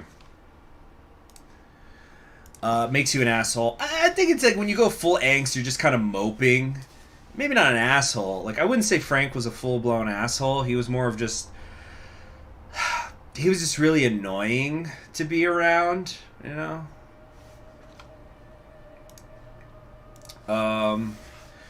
We are very close to the end. I want to talk about a few numbers. Please turn to page 57. I have prepared a chart. What's wrong with Frank? He would just be really upset about things. Now, admittedly, I slightly blame myself for how it turned out because we were having a scene where we were actually having a nice conversation. Like, he was trying to... It felt like he was trying to understand me. And I find that that's like a good way to prevent an angsty teen is when the teen is trying to understand their parents. Like, I think, I'm trying to remember the line I once heard, but it was something like, we all start loving our parents, then we grow to hate our parents, and if we're lucky, we eventually will sympathize with them. Or there's another quote that's something to the effect of, there comes a point in every child's life where they realize their parents are people too, meaning they have their own issues. So yeah. Anyway, we were having that good conversation while grilling. Funnily enough, we were we were having a beer with the kid, and then there was that part where he said, "Yeah, you had it really rough." When he was telling me, you had it really rough when you were younger. Your problems were much more serious than my problems. And then I said, "What problems?" Because I meant to say it like in a way like, "Oh shit, son, you've got problems. Let's talk about what your problems are." But I guess the game meant it in a way of, like, what problems? In a way that, like, I was saying, like, you don't have no fucking problems. And so then he kind of shut down. So that was a little bit my fault. But, what was I supposed to do? Our inflation rate is currently at an amazing 2%, down from 7%. It's the lowest Swordland has ever seen. But the newspapers have been saying the inflation's up! This game is really fun and great, but sometimes the contradictions in it are frustrating me. The Swordish Friend's value has been largely maintained. Consumer prices have been stabilized, which means that Swordish citizens are happier.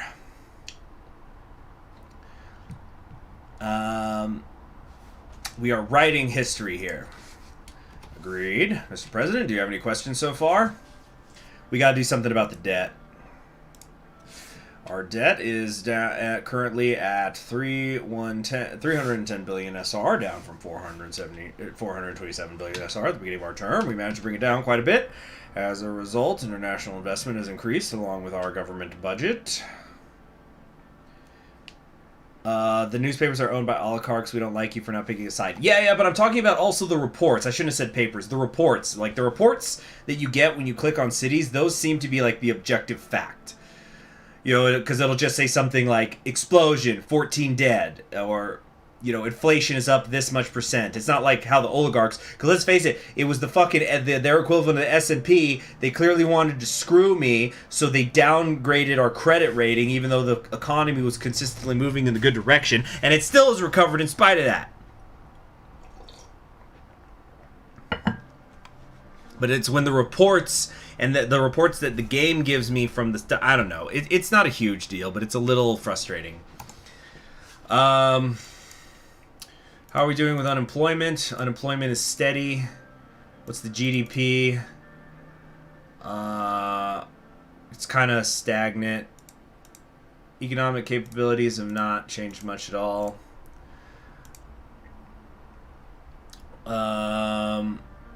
My numbers indicate that overall we've been fairly balanced in spending our government budget. A balanced approach is good. However, we shouldn't forget that money that is not spent is just pieces of paper. What's going on here? Now going into the elections and hopefully a second term, we need to decide on the way forward. One thing is clear, we need a bigger budget. We shouldn't start our next term with a budget deficit. What should we do, Mr. President? Any ideas? We can take an international loan from the MFI, so that's probably their equivalent of the International Monetary Fund, or we could say, nothing comes to mind right now, we'll have to make do with what we have.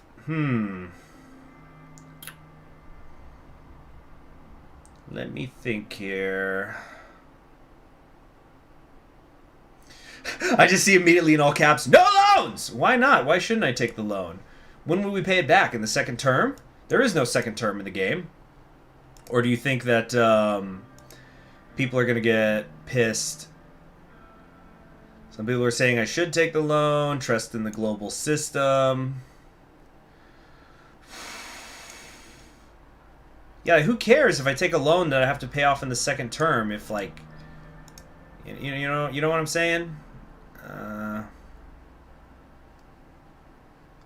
Who's going to get pissed?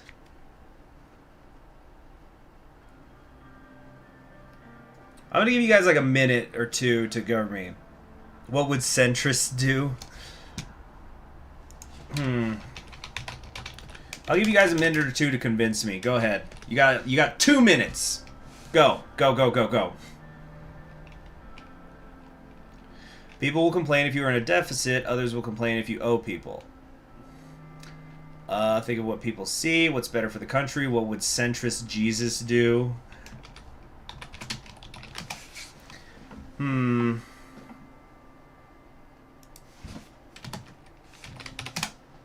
Loans are slavery to capitalism. The MFI are going to make demands. Let's see here.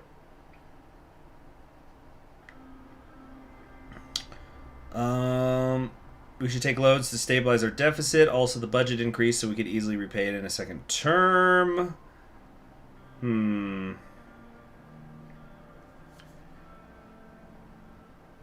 The left, because you were taking loans from thieves, basically. Let's beat the shit out of Tusk.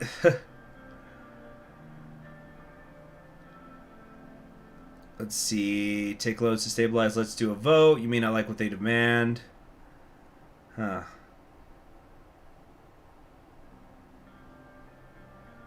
Everyone's going to be mad. Having less of a deficit gives you wiggle room if you need to make emergency payments for something. We can't risk the economy.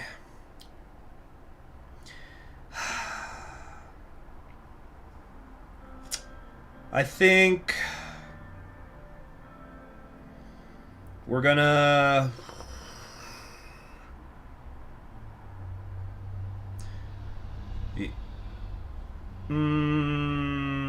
take it. There's no second term. Stabilize the deficit.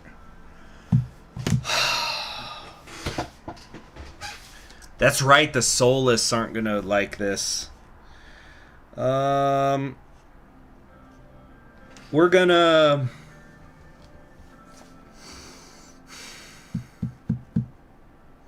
I wonder what happens when the economy bar fills up completely. Do we just start then to get extra free money, you think?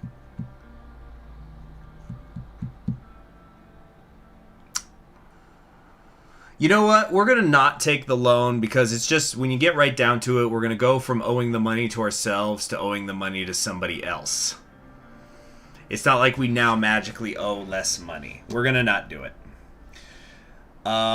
Nothing comes to mind right now. We will have to make do with what we have because the economy is trending up. Like, we actually would have already been full right now if it wasn't for that credit thing.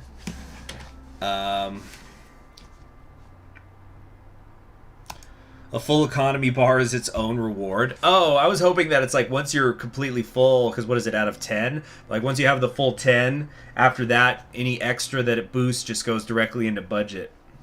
You get an achievement if you fill it up.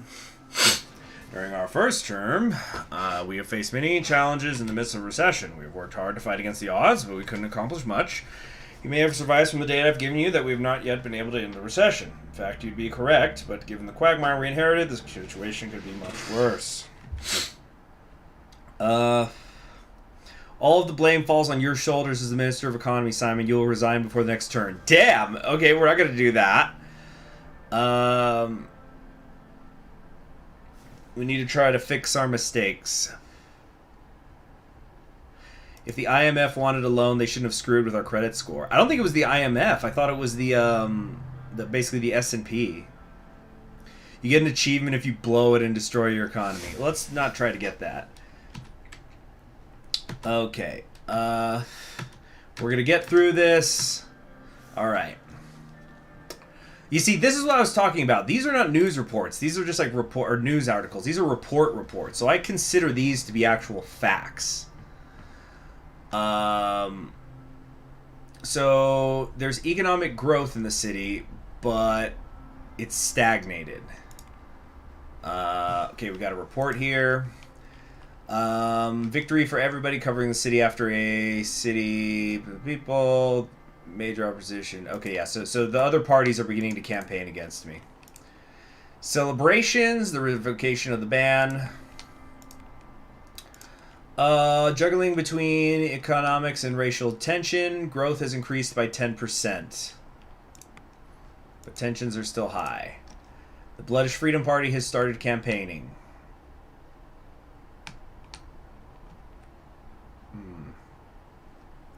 Have Lucian take his job. Yeah, everybody's economy is boosting. Amnesty given to thousands. 72 high-profile bloodish political protests. Supposed to say political prisoners who were held in maximum security were also released. So 6,000 people have been released from our amnesty program for the bloodish. The NFP welcomes General Luderin's son. The National Front Party has welcomed General Luderin's son into their midst today. So this was General Luderin was the guy who couped the First Republic. Seeing a Luderin back in politics is shocking to many citizens. General Luderin infamously organized the military coup against former President Visky, this was our foreign minister's father, that led to the Sortish Civil War. Mr. Kibbener has organized the event to appeal to his voter base. This is a symbolic step for the NFP, as Luderin was arguably the most well-known nationalist in Swordland. Yeah, General Luderin was a guy who would have looked at Sol and said he was a big old pussy and a liberal. Manos, the Hands of Fate. Yeah, it's a pretty infamous film in El Paso. That's all I'll say about that. Alright, is that everybody? Oh no, we got news here. The Red Youth and Young Swords are clashing. What else is new? I think it's, you know what? I just remembered, this is probably because I didn't ban one or the other of them way back at the start of the game. Okay, time for our TV interview. Am I ready for the interview? Yes. Good, I've done my best to make this happen. It's very important for our administration. The crew is ready to start filming. Mr. Sacker is excited to interview you. Well, it's a pretty crappy movie, Sandgens. Yeah, Manos, the Hands of Fate. They're from Kairut, the country known for its neutrality. I don't think there will be too much pressure. They're killing each other means they're not harassing us. Yeah.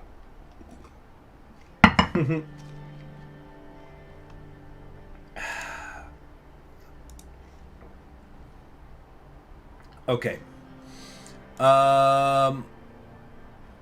It's fine. I can handle it. So we have Mr. Sacker in front of me. Mr. President, welcome to One-on-One. Thank you so much for the opportunity to talk to you. Let's begin with the latest incident between Swordland and Rumburg. An aircraft of the Sortish Air Forces was shot down by Rumburgian anti-air guns a few weeks ago. Officials from the Rumburgian government proclaimed that the aircraft was flying inside the airspace of Rumburg. Just a few days after the incident, Sortish anti-air guns shot down a Rumburg airplane. This time your government proclaimed exactly the same, while the Rumburgian government insisted that their plane was inside their airspace. Yeah, he's a Swiss interviewer. Many argue this was not a coincidence and the Sortish army acted intentionally in retaliation. Did you give such an order? I'm kind of doing like a daytime host thing because he's like no pressure. He's like a pushover.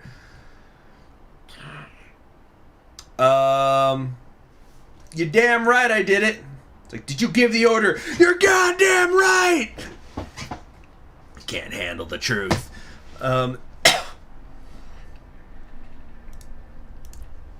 So you claim responsibility for the attack. Does that mean Swordland's ready to fight Rumburg?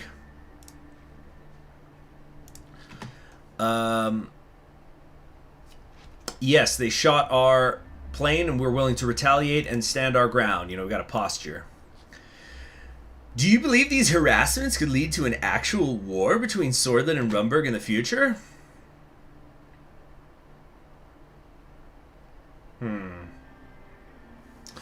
I hope not. We're willing to do what it takes to not create contact. It is very likely next. I believe that's what Rumburg wants. Yeah, here we go.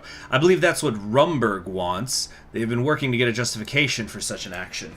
This week, both the Arcasian and United Contanan governments have condemned the airplane incident. Do you think they would be involved as mediators in the case of a broader conflict between your countries?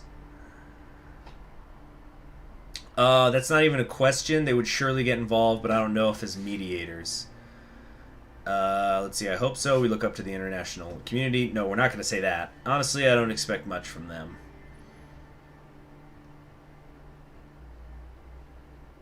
I'm going to say I don't expect much from them. Before we move on further with that, I want to ask about another topic. Not so long ago, you claimed that a spy was discovered in your administration, and the alleged spy was none other than your own secretary.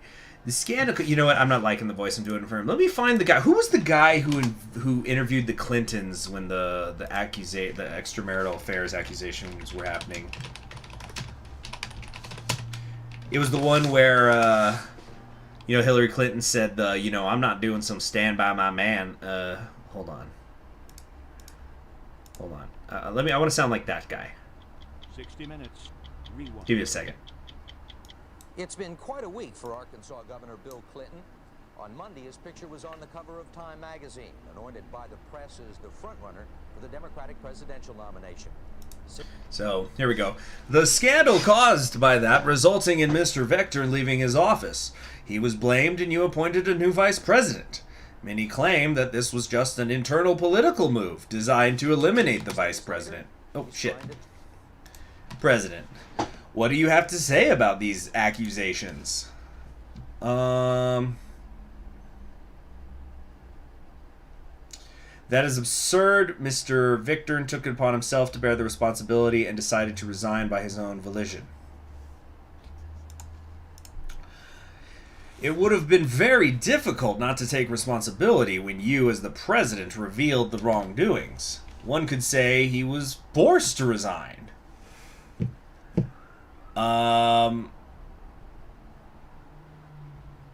Why would I force my largest supporter, close friend, and the backbone of my administration to resign?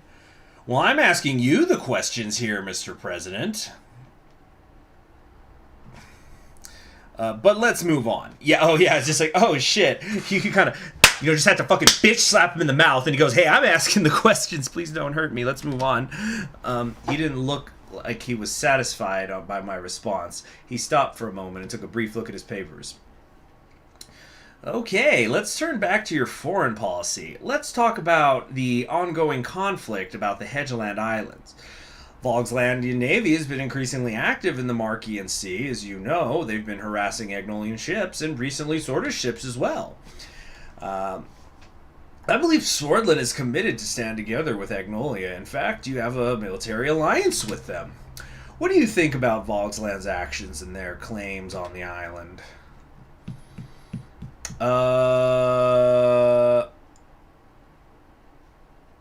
Let's see here. I could say Agnolia is the rightful owner, which I've done before, but oh yeah, I don't have the music back on, but I don't know.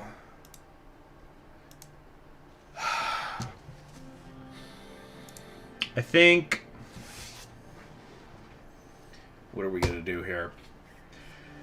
I also don't want there to be a war in the sea while we're dealing with Rumburg, so maybe we should try to resolve things diplomatically, if we can, at least over there. Get Agnolia to pay them some money or something. Let's try to do something diplomatic. Do you think the hostilities between Agnolia and Volksland can erupt into a hot war?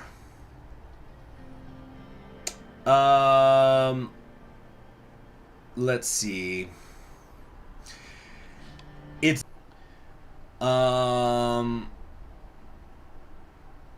Let's see. Swordland always had good relations with Agnolia. They control the island and nobody has the right to interfere. Okay, let's move on to another topic. Last year, a huge conflict took place close to your borders in Welland when the Wessex forces partook in a massacre of Bloodish civilians under the guise of eliminating the Bloodish Freedom Front. Swordland decided to stay out of the conflict. In fact, many refugees fleeing from the massacre came to Swordland. Knowing that Swordland also had its troubles with the Bloodish independence movement, how did Swordland cope with the influx of Bloodish refugees coming in from Welland?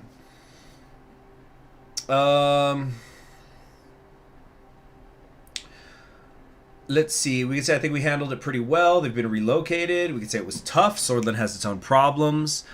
I don't understand the question. Bloodish movement has nothing to do with this. They could have been Swords or Wessex as well. First of all, they are human beings. I feel like that's too far to go, that number 3. Because the conservatives are going to be like, oh, so Bloods are people now, huh? We're just going to say most of these refugees have already been relocated to major Swordist cities. The world has been watching this humanitarian crisis with utmost attention, and I have to give you credit for allowing these people to enter Swordland. Unlike your neighbor Lesbia, Swordland took this responsibility. Do you feel the burden for being the only country who opened their borders to their refugees?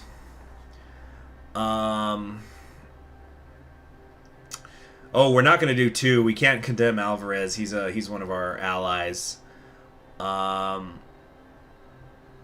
We'll go with number 1. That's centrist. To some extent, but we can't complain. In an ideal world, all surrounding nations would take the responsibility. But Swordland stands alone yet again. It's lonely at the top of the mountain. I understand. Can you say with certainty that these refugees can adapt and find a better life in Swordland? Let's see if they can integrate in our society. No, nobody expects them to do that. I genuinely believe that. With the status of our economy, I don't think we can order a better life. Okay, we're not going to say 4. I don't want to draw attention to the economy not being great.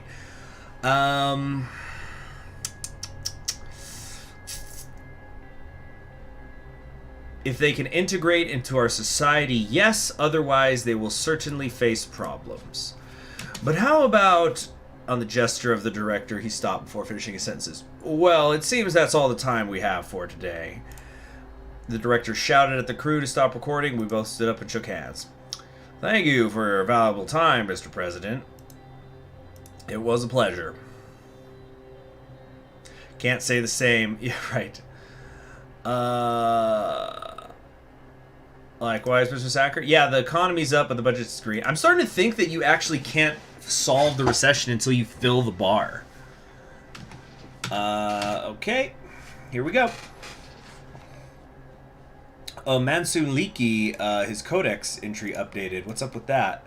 It's probably that he's no longer an independent. He probably has joined the Bloodish Party again. Yep. Current leader of the Workers' Party of Bloodin.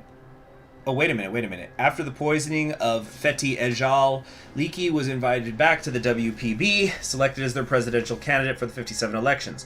Later, he formed an alliance with the Communist Party of Swordland and was elected to be the leader of the People's Front, the coalition of the WPB-CPS. Boy, that just rolls off the tongue, doesn't it? Kairuti is an anagram of Turkey. Yeah. Indeed. Leakey is their replacement. We just read that. People's Front. Leakey's back. They formed the People's Front. Yeah. Economy is stagnating. Everything's up! Everything's up! And I know they hate me, but it's still frustrating. Either the president lacks the competency of a leader or pleasures himself on the suffering of others. It is inconceivable to assume the latter, and a complete disappointment to the former. Whichever way, a new president will replace him in the next election. Yeah, sure, buddy. You wish.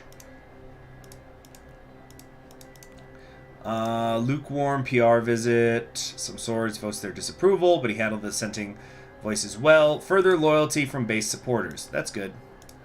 Bloodish opinion of us is high. WPB leader is poisoned. I thought we already did that. Hold on. What do we got here? Read the report from Whole Sword. That's just the People's Front thing. Okay. Private meeting with Lilius Graf. The thrum of the... let's see here. Yeah, good work, nationalists. The Bloods are working with the commies. Yeah, like,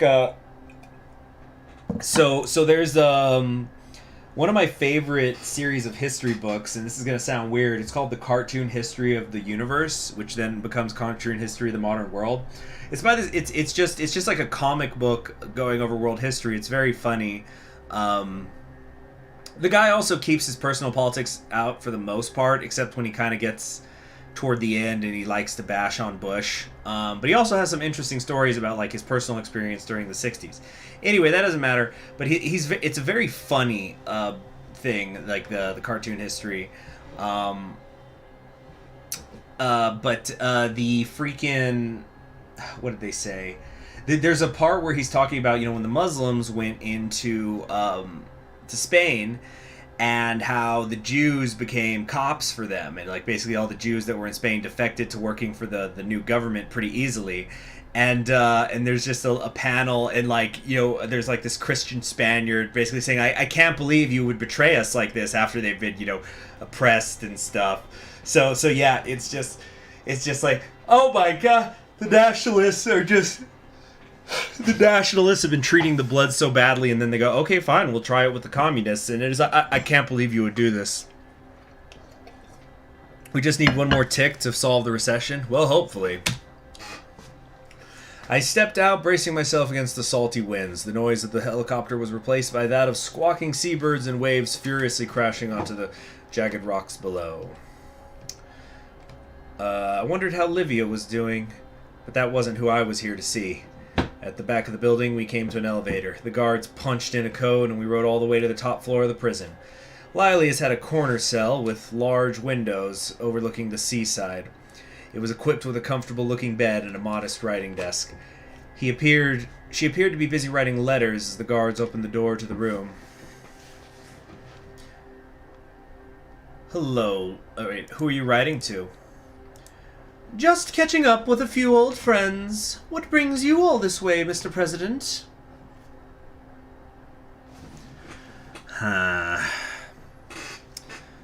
Let's see here. How do I want to grill her?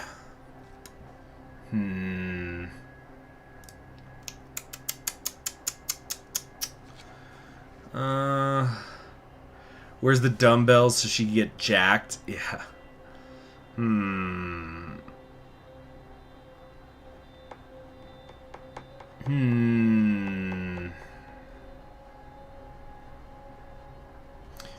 Okay.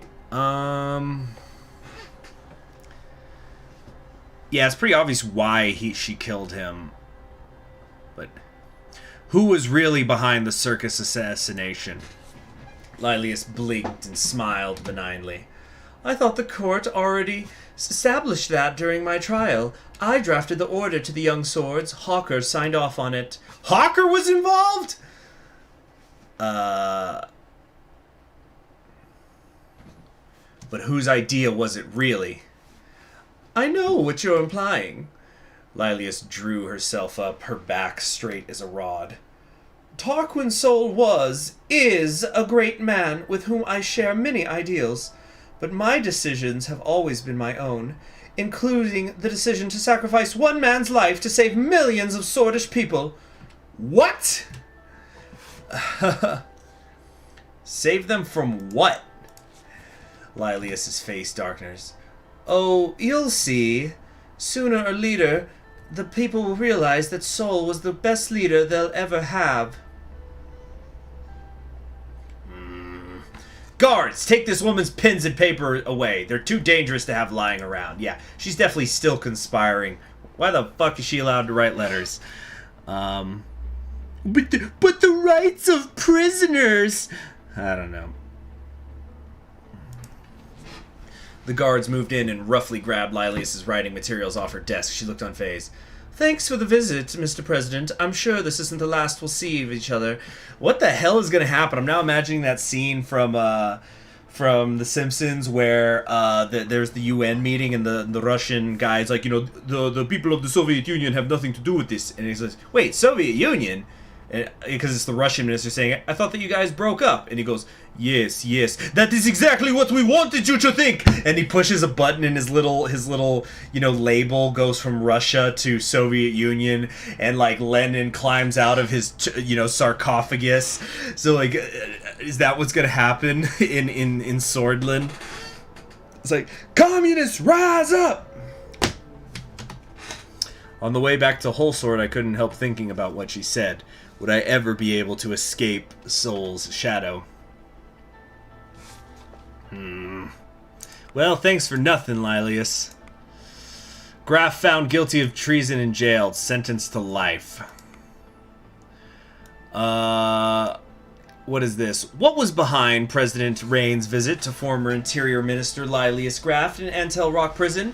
Shortly after Rain and his anti-corruption police unfairly jailed Miss Graf in the assassination of notorious communist Bernard Cercas, the president made a personal helicopter trip to Antel Rock in order to visit her cell. Was it to question her further, cut a deal with her for early release, or simply rub salt in her wounds. Only one thing is for certain. Following this development, our president can't be trusted. Go fuck yourself. Alright.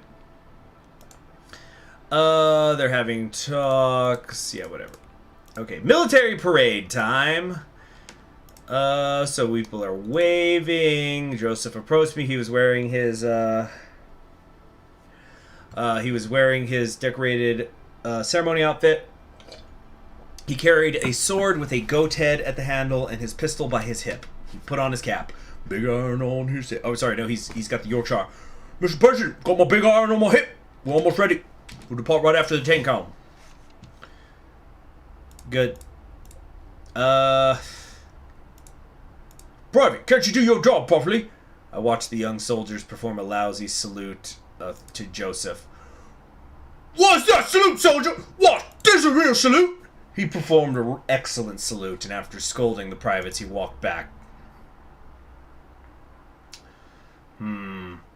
Doesn't give me much confidence that our soldiers do not even know how to properly salute. I will have him educated. Actually, I'm suspicious. So you got a couple of privates. They're being clumsy. They're not saluting right. Is this sabotage? Actually, this game has got me so paranoid. I see something bad everywhere. But yeah, a couple of privates. They might be from because you know sometimes different countries have different ways of saluting. So maybe he just didn't even do it right because he doesn't know.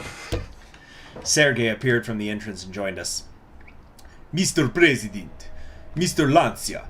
Sergei performed a salute to Joseph, which made Joseph smile under his mustache. At ease, Mr. Walkner. Are we ready to depart yet? Yes, sir. Follow me, please. We started following Sergei through the corridors. Mr. President, have you seen the tanks? Our planes, too. Rumberg will be so scared when they see this. That is the plan. A great one, I'd say. My kids were very excited to wake up today. You know, to see the planes fly. Sergei, where'd you do your military service? Morna, 7th Artillery Squadron. Sergei was an artilleryman. My God, he's based beyond belief. Woo! Red leg life. Morna, 7th Artillery Squadron. I still talk with many of my friends from those days. Camaraderie military is never forgotten. I still talk with many from my days as well.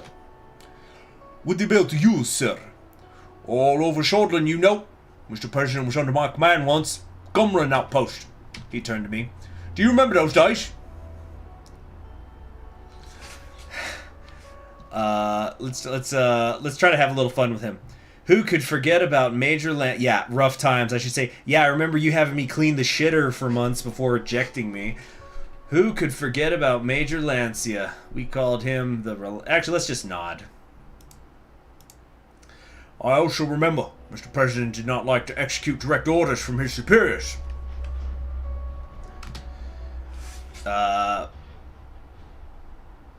It's in the past now. True. We are here, sir. We exited the building and walked over to the clearance where the black Kadia, the presidential car, was waiting. It was decorated properly for the event, and the top canopy had been removed so I could stand and wave to people. Somebody check on those two privates. I'm getting nervous. People are lined up. Let's see, they saluted me. I saluted back with respect. Sergei started the engine. Joseph saluted me. We were on our way shortly. Good luck, Mr. President. Why do I need luck? Even though there were many walls and trees in between the car and the crowd, I was able to hear the deafening sounds of cheering Swedish citizens. Gradually, we made our way to the starting point. A couple of old propeller planes flew above our head, and I thought whether the planes were older than me. Footsteps of the marching soldiers were followed by loud engines coming from tank engines. The tanks came into my view. They were not the most modern models, however, they displayed our military might. I couldn't even finish my thought, and one of the tanks broke down and had to be towed. Oh, shit. By the way, everybody, I was in the artillery. That's why I got excited. We waited for a few... That's why hearing's not so great sometimes. We waited for a few minutes for the announcement. Finally, it was our turn. On both sides of the Victory Avenue, there were numerous citizens cheering my name, waving their swordish flags. I guess... Salute. Looking at the benches where the general staff were sitting at, I saw Tarquin Sol sitting next to General Vulcan. We kept our slow and steady pace. We were almost at the Arthur S. Wisick statue several hundred meters away. Really? I wonder if that was put up under Sol or under Alphonse. A group of soldiers saluted me as we passed by. They did not even have matching guns. Yeah. Dunking on Frank is not helping. Yeah, I know. Look, we got numbers on our sides, boys and girls, but seriously, I think this war is going to be what ends the run. I've got a bad feeling. Especially since it's apparently got more complicated since I started. Like, it used to be a simpler mechanics. Anyway, people of Whole Sword dispersed to their homes. A clear message was sent to Rumburg by the display of our military might. Yeah, that's what I was thinking. Like, I could totally believe that Sol put up Visick stuff, you know? Because he's the one who founded the original Republic, and Sol, you know, he was authoritarian, but he did believe in the Republic. We were about to see whether it would be enough or not. Oh, that's the end of it. Okay. Yeah, I was worried. I was a little worried there. About the... meaning assassinations. But yeah, we probably didn't look great. The will of the state!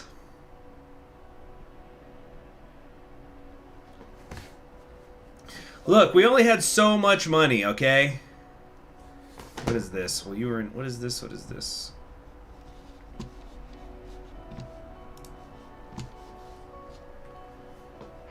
Is it too late to give the armed services a bigger budget? Probably.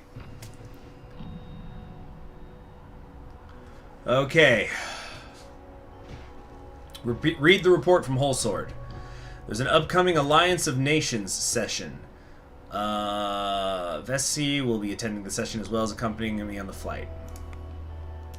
Geopolitical world leaders to gather. All eyes will turn to Constantium. Kairut meaning Turkey. We're going to Turkey. As the historic center. What money? We're already in debt. We would have triggered a depression if we gave more money. We don't have time to worry about what we could and could not have done right now. Okay?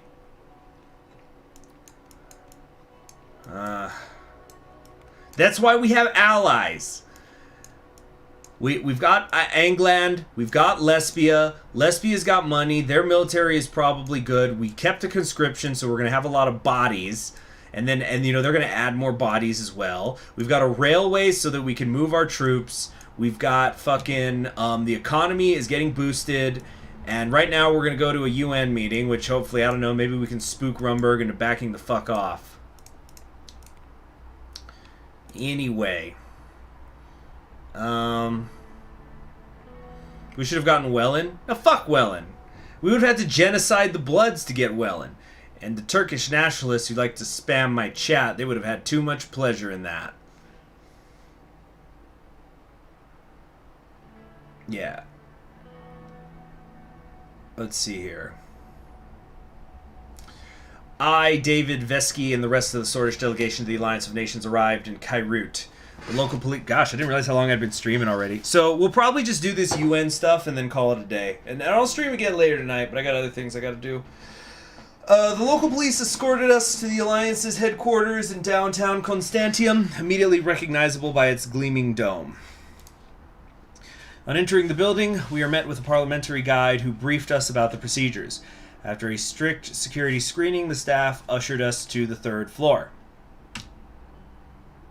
We entered the massive circular assembly hall and took our designated seats. David sat next to me.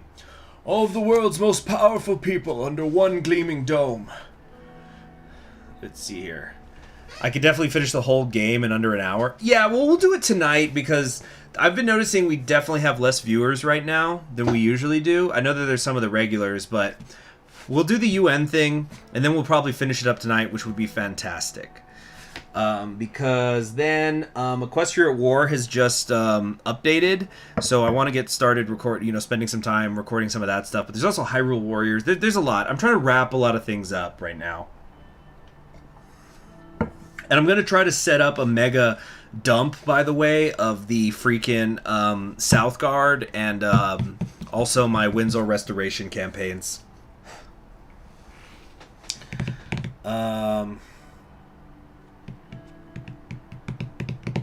Yeah, mentioned, oh, you're right. I didn't have to participate in the genocide. I just had to lock the door while the people getting genocided were trying to claw their way in. While also I had promised people that I was going to have a relaxed policy towards immigrants.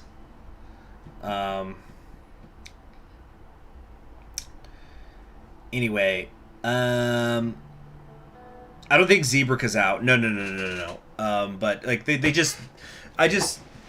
since they just updated Equestria at War, that means I can now safely start a new campaign without worrying about an update happening and it breaking the file. Anyway, let's focus here. All of the world's most powerful people under one gleaming dome. It's amazing how someone has managed to fill a room with people that loathe each other. I'm just gonna say I'm glad to be among them. Everyone's words and actions here will change the world, for better or worse. How are you feeling, Anton? Being the president must have taken a toll on you and the family.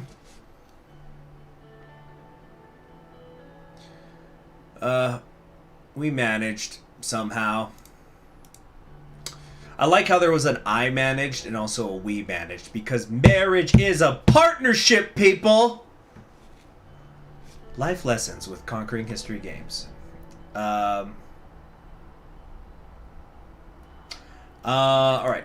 Making harsh decisions and dealing with their consequences. I wish I could have supported you more, but time has been a cruel mistress.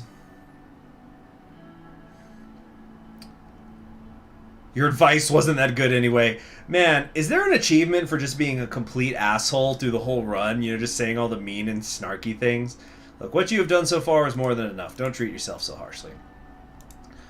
Well, the session is about to start. Let's get comfortable. It's going to be a long day. Oh, boy. Mr. Nines opened the session with a short speech and called the first speaker to the floor. It's my great pleasure to invite the Prime Minister of Lesbia to address the Assembly. Patricio Alvarez stood and walked up to the podium as the Assembly applauded. Mr. President, it's my pleasure to return to this podium. David leaned in and spoke in a low voice. Let's see how crazy this year's session will get. Let's see. Oh, he's not drunk. When I last spoke here, the message I gave was of encouragement. Did I have notes on how I voiced this guy? Nothing for Patricio. Oh, wait. The Thatcher thing is there. Yeah, visible spirit of Thatcher is always with us. Blessed be Thatcher's name. Yeah. The threat of socialist states. Heinrich Hemmel is pounding his feet in protest. Keep watching. We're gonna keep down. They need to come together as leaders of the world. Okay, so he's basically saying the commies are coming for us and that it's gonna cause a war in the sea. We hereby call for the immediate withdrawal of all naval vessels with any offensive capabilities from international waters. A lot of noise came from the Assembly Hall in response. Most of the Western... there's several Thatchers, Tenbray, remember. Most of the Western Mercopian delegates were clapping, while others either shouted in protest or sat in stony silence. Let us not forget about the recent events that transpired in another state with socialist leanings. A state that wages war against its own citizens. Wellen. Oh, I haven't even really been going that much in on the voice acting right now. That's a bunch of horse shit. Welland's not even socialist. But, yeah, they're really not. Strictly speaking, Smolak's party is called the Vesic Nationalist Party of Nurist Socialism. Their purge of the minorities in their country was again largely ignored by the international community. I would go so far as to call it a genocide. Whoa, time out. I know this guy's our ally, so we're not going to call him out in public, but... Didn't we just have the event where it was saying that Lesbia closed the border and wouldn't let anybody in? And then he says the international community was ignoring it? What a jackass.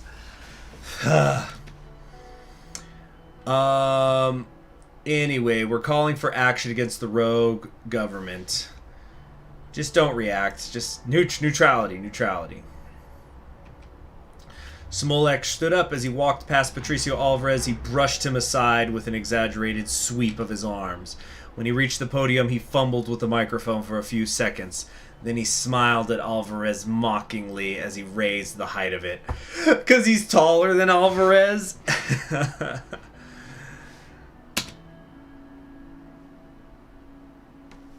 I think the real chaos will start now. Let's hope not. Okay, here comes the voice acting mitten. Mr. President. Yeah, we're doing the wait, hold on. Let me check my notes. Yeah, no, hold 9 yards. Don't belong. Yeah, don't belong. All right. Fellow delegates, it's true that the world today faces a multitude of challenges. In the midst of these challenges, the world's most powerful leaders gather here in Kairute.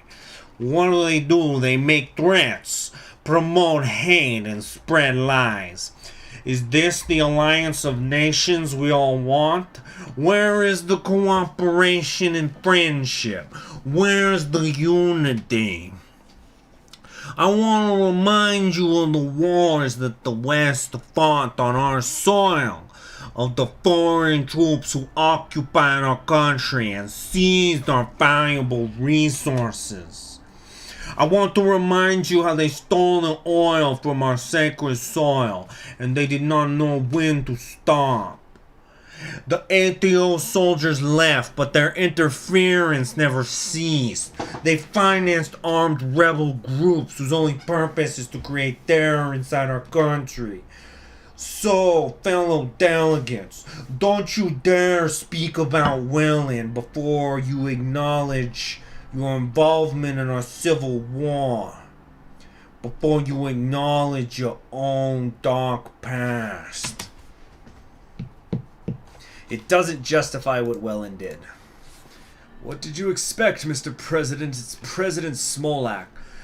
As is well known, after the tremendous tragedy of the Welland Civil War, Acacia made a deal with United Contana where they agreed upon the withdrawal of their troops along with the removal of half our army.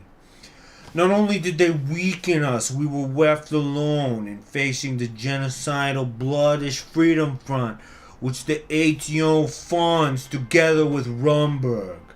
Wow. I will show you some evidence of the foreign interference. I have clear evidence of direct aid from Rumberg to the Bloodish Freedom Front. They smuggled tons of KA-74s in Welland. They smuggled in their spies, smuggled in mercenary commanders. Let's see here. Keep listening. These documents will be published everywhere. Copies have already been sent to the investigative affairs of the Alliance of Nations. I expect this organization will do its task and investigate this properly, instead of leaving Welland behind as they've always done. Coming back to the claims of the lesbian representative. First, there's no evidence of civilian massacres by the Wessex forces, nor so-called purges of minorities. Second, the operation was limited only to the militant BFF, not the Bloods in general. Third, I know your government is also implicated in the funding of the BFF, and that your oil companies aided their militants during the operation. Everybody's in on it, huh? Fourth, as the state, we only took what was ours. The companies the delegates spoke of were not only aiding militants, they were brought to Welland by force. Know that Welland will no longer recognize the right of any other country to determine what type of weapons we are permitted to possess, or what type of policies we follow within our border. Welland stands stronger and more united than ever. Our people have spoken. The enemies inside our borders are crushed. Now I ask every delegate here to read our report on the connections of the West with the armed militants in eastern Macopa, and I ask the Alliance of Nations to do what's right. Wellin only wants peace. Our people want peace. They are counting on the support and understanding of all the nations of the world. Our proclamation is Free Wellin or death. The assembly roared, with particularly loud applause coming from the seats of Rickian nations. He seems to be popular with Ricka, doesn't he? Yes, he played the victim here pretty strongly, and his anti-imperialist stance has definitely earned him sympathy from Rickians. Most of that continent still has not achieved stability after gaining their independence from their colonial suzerains. It's easy to forget it has only been a few years since the revolution. Victor slowly walked back to his seat as he applauded himself. So he's clapping as he walks. What a jackass. Yeah. Next, President Nines invited Martin Van Horten to the podium. He walked up to the microphone with quick steps. He was frowning and clenching his fists. I can almost see his jaw trembling. Looks like Martin is not in the mood. Can you blame him? His navy is being harassed by Volksland every day now. Mr. President, fellow delegates of the Assembly, and my friends, it's an honor to be with you today. I wish we could meet under different circumstances. Once again, the CSP nations, and in particular Volksland, have shown us that what they're willing to do to achieve their political aims. I must first thank the delegates from Swordland for being brave enough to recognize our hedgeland when the rest of the world left us alone. Sorry, I got something in my throat. Oh, I'm out of water. I'll be right back. Excuse me.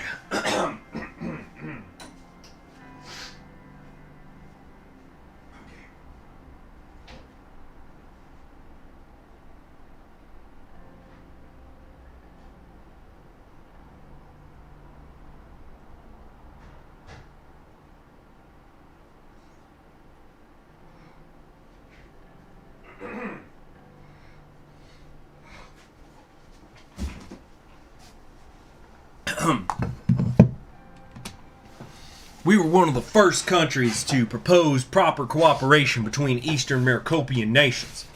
Yet when we were threatened by Vaxlandian expansion, nobody came to our side. Although Mr. Alvarez voiced his indirect support for us earlier in today's session, I can't keep myself from wondering where he was when our fleets were under attack by the very socialists he spoke about.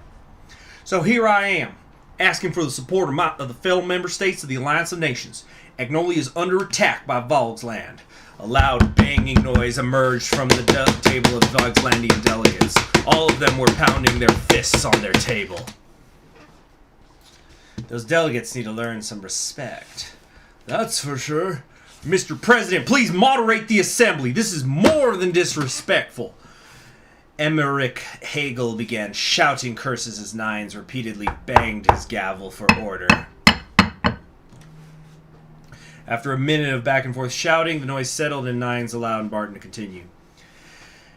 As you know, our drilling ships, oil tankers, and even fishing vessels have been disappearing in the Marquian Sea, captured or sunk by Volksland.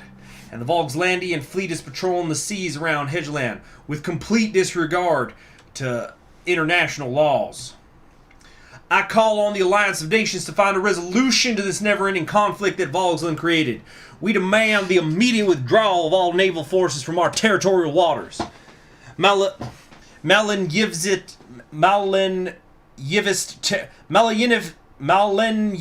terror surrounds us on all sides. It's hard to do with the accent. I call the democratic world to action against the tyranny of millennialism, authoritarianism, militarism, and extremism. The banging noise started again. Hegel stood up and approached the rostrum. Oh, shoot. Wow, they're going to have a fist fight? I guess when you're old, you don't give a shit anymore. Okay, Hegel's voice. What do we want to do here? What do I want for Hegel's voice? He's old. He's very old. He's been in Like, he was old 30 years ago old. Let me think here. Maybe a German accent. He's Hegel.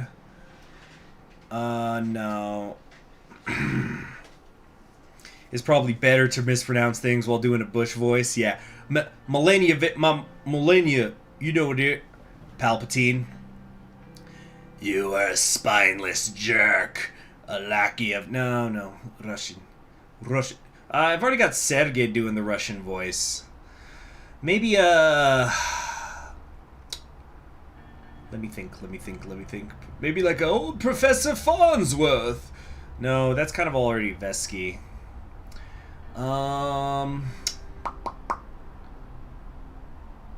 He's old. He's sort of independent, although he aligns himself with United Contana. He used to be a commissar. Think of people. Think of, like, characters and stuff. Maybe like a Patrick Stewart because he's blonde. Or not blonde, he's bald.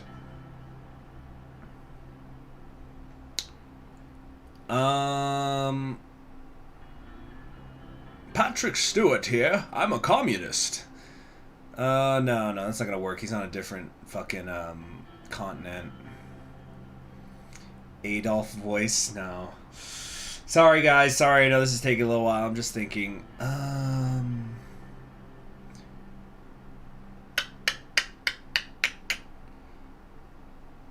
Charles Dance? Ooh, I like that. You know, I actually used to a lot of time listen to this one Charles Dance interview about giving speeches. Hold on.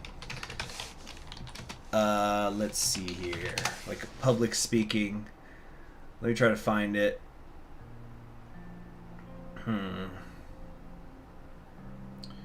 Let me find here. Let me try to find it. Give me a second here.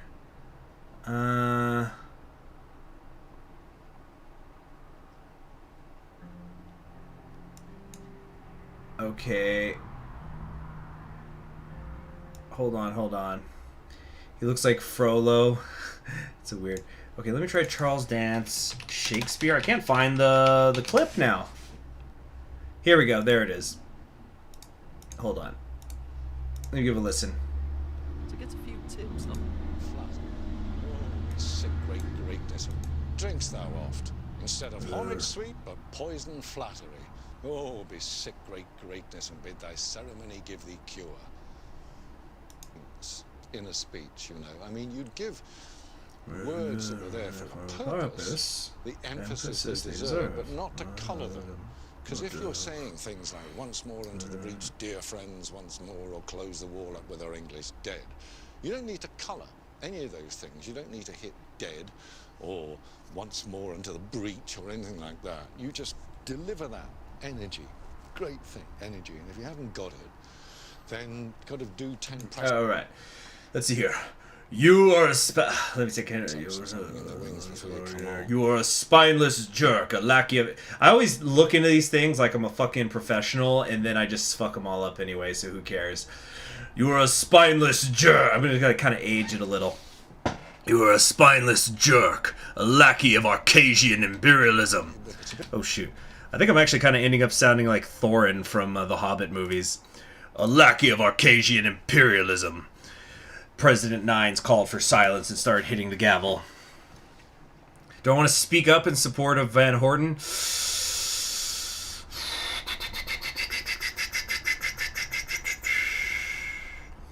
The Arcasian imperialism thing is too far. Yeah, we're going to speak up in support. In support of centrism! Have some respect, Mr. Hegel. Can we have some decorum, please? Let's see. Oh yeah, let's get this back on here. You have no right to intervene. Know your place. Yeah, I'm just gonna go with Thorin, I guess, from the Hobbit. You have no right to intervene. Know your place, President Rain. I need to make him older. Know your place. There we go. Know your place, President Rain. President Nine smacked his gavel in vain as a shouting match broke out in the assembly. Finally, after a few minutes, the other Vogslandian delegates convinced Hegel to sit back down. I believe I don't need to speak anymore about this subject. Everything is clear as day. Mr. Hegel's actions speak volumes about the reality of Vogsland and their corrupted ideology. I hope to see this conflict resolved with the help of the Alliance of Nations soon. He quickly left the podium and nodded to the other Agnolian delegate. The two left the assembly hall. Ah, shit. President Nines announced the next speaker, Emmerich Hegel. Hegel immediately took his place and spoke in a low, seething tone. Thank you. David, buckle up. It's the Chancellor's time now. Looks like you're having fun, Mr. President. First of all, I want to extend a due welcome to the new states from Rika who have joined this organization. After years for fighting against colonialism and imperialism, they more than earned their membership vote. I am overjoyed to see them finally represented in this assembly. As our numbers grow and more states are represented in this stage, we come ever closer to finding resolutions to the conflicts that plague us. For hundreds of years, the dominant economies of Marcopa raised, pillaged, and exploited the continents of Rika and Jina. Sadly, Volksland was also part of this plunder in the years before the revolution, when it still clung to the idea of imperialism. But when our masses found their voice, the old colonial powers and their new financiers turned against them. These powers did whatever they could to hamper our revolutions. They did not want the people to be heard. They are scared of us for showing the possibility of a better path. Of course they don't want us to succeed. We threaten the productivity that runs on the blood and sweat of their working class. What do you guys think of the voice? I'm actually kind of okay with it. I think I'm tuning something in here. And now they have started labeling us the aggressors. Yet we all know it was the Arcasians who built up military bases all around Marcopa. It was the ATO that first formed to fight against Molenyevism. Keep watching. Where's this going? Vogsland holds the right to protect its territorial waters and trade from threats. The delegates from Lesbia and Agnolia brought up the Falenko Treaty. But what were they doing when ATO forces patrolled the Antikian Sea? They were silent! And what about Hedgeland? What about the Vogs being killed by the Agnolian government because they protested against an appointed governor? Agnolia and their allies in Swordland have no right to claim they are upholding liberty and democracy. Their nations have no right to intervene in the matters between Agnolia and Volksland. Just as no country in the world has the right to determine what type of naval vessels we use, no country can force us not to defend our seas. If there's a conflict the Alliance can resolve, let's start with the Arcasian base on Falenko Island. Lesbia has been housing Arcasian troops and missiles by our border for years, and none of the member states even talked about it. I also want the member states to look into the Arcasian bases in Lesbia. If the Alliance of Nations truly claims to have the people's best interests at heart, they cannot stay silent about what the Agnolian people did in Hedgeland, how they took away the rights of our people. Perhaps then there could be proper dialogue between our nations. Hold on. Excuse me. Perhaps then there could be a proper dialogue between our nations, and the Alliance of Nations could finally demonstrate that it could serve its intended purpose. But unfortunately, the Alliance of Nations remains all too willing to overlook such human rights violations. However, the Vogslandian government is ready as always to fight the forces of oppression and colonial servitude on behalf of free people everywhere. He raised his left foot. Er revolution vetskor! Was that Swordish? Did I catch that right? He said the revolution will come, yes, but it was an old Volgish. Very similar to Swordish, right? Some words are even written the same way. But I'm surprised you caught that from his accent. Most of the delegates from Gina, Rika, and Contana responded with thunderous applause. Hegel shook hands with them as he walked back to his seat. President Nines announced the next speaker, Queen Beatrice Livingston. This ought to be interesting. I've already used the Thatcher voice. I've been throwing it around a lot.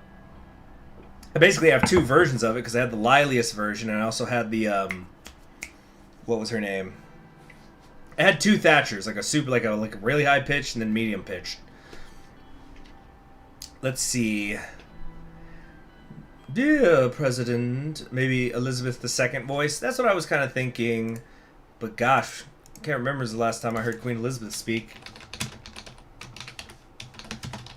Here we go. Give me a second. I need to look it up. Sorry, we already used the Thatcher voice. Okay, here we go. That's right, she did a broadcast recently. A time of disruption in the life of our country. A disruption that has brought grief to some, financial difficulties to many, and enormous changes to the daily lives of us all. I want to thank everyone on the NHS frontline, as well as care workers and those carrying out essential roles. Okay, so it's kind of high, but it's not shrill. It's not full blown shrill like you know when I do the it's like it's kind of right. It's very received pronunciation, but with a little bit of a high pitch. Selflessly continue their day-to-day duties. Out come after us. We'll say the Britons of this generation were as strong as any. She kind of keeps the corners of her lips together. Self-discipline, of quiet, good-humored resolve, and of fellow feeling still characterize this country. Okay. Dear President of the Assembly, dear delegates, dear leaders of the world. Yep, yeah, the lips is the key. I gotta keep the corner of my lips together and just kind of move the centers. You guys can't tell on my face mask that I'm doing that because I have my face cam because I have my face mask on. Anyway, dear President of the Assembly, dear delegates, dear leaders of the world. What's going on? I'm trying to... Come on. There we go. Just as my fellow Eastern Macopian delegates spoke about the troubles plaguing our continent, I have to bring attention to a growing threat in our region, Swordland. As you know, not long ago, Swordish aircraft with offensive capabilities was spotted inside our borders. A few days later, they shot down one of our planes inside our own airspace. It was practically an act of war. Know this... I can put the music back on, my bad. Whether Swordland is actually planning something or not, our Swordish neighbors and what they've been doing is very concerning. They took in traitors and gave them protection. The president himself came to power amid murder and unrest. Yet people from his administration had the guts to blame our government for inciting violence. Yeah, this is probably supposed to say like Queen or something. It's fine. And they expect the world to believe their lies. Let's see here.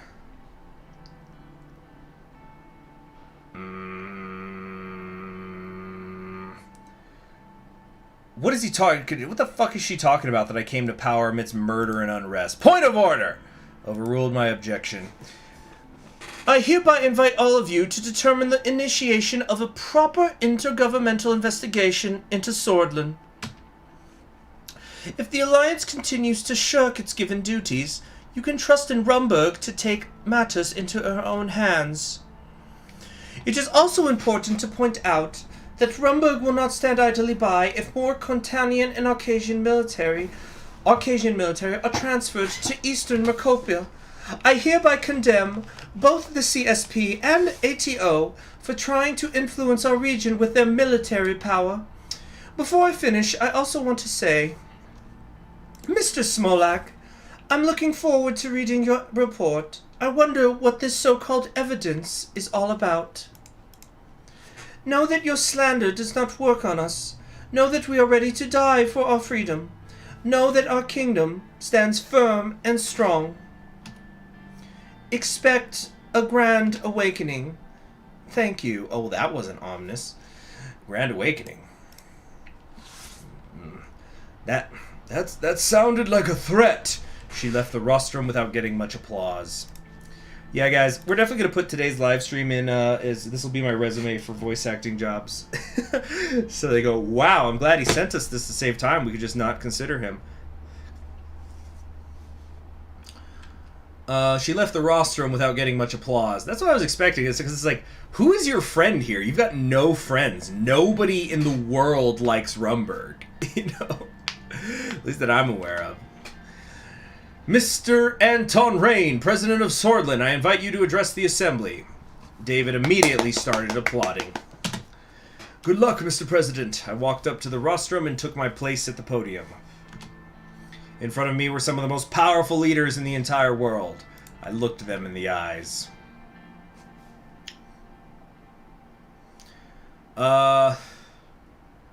Dear members of the assembly.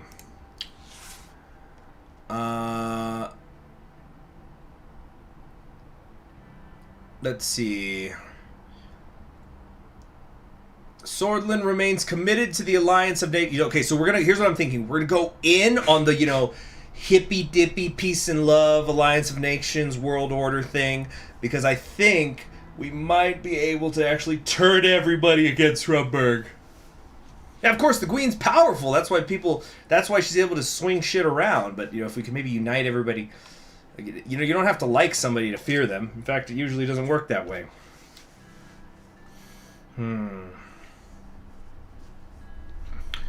Swordland remains committed to the alliance of nations and the ideals that gave birth to it. I would like to stress the importance of these words. Alliance of nations.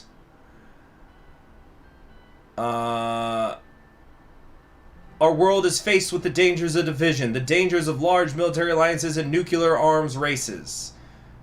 We're going to bring the... Oh, wait. No. This is actually better. The struggle for freedom. The century of liberation from foreign occupation. Because we got to turn people against Rumberg. Hey there, Ian.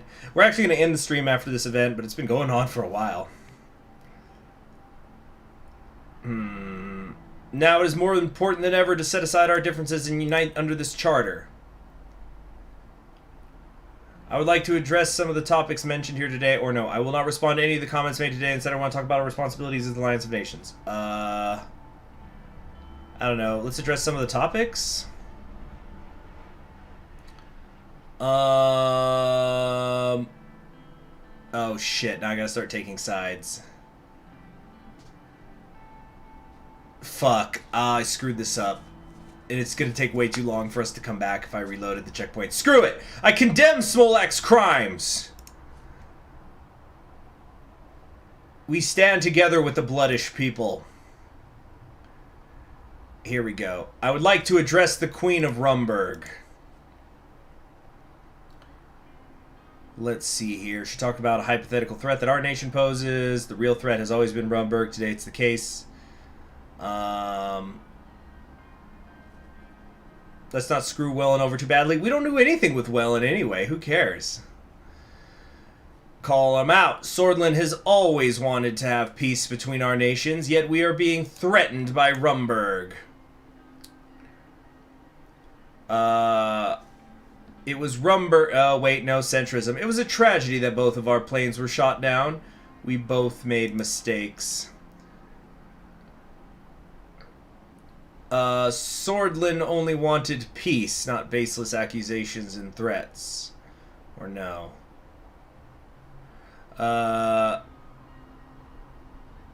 If Rumberg continues its aggression, Swordland will be ready. I hereby call on the Alliance of Nations to support Swordland. We are facing an existential threat. Thank you for listening to our... Wait, no, how do we... How do I actually trigger, telling them about the nukes then? Because I know some people were saying I could do that. I wish to see a resolution from the AN soon.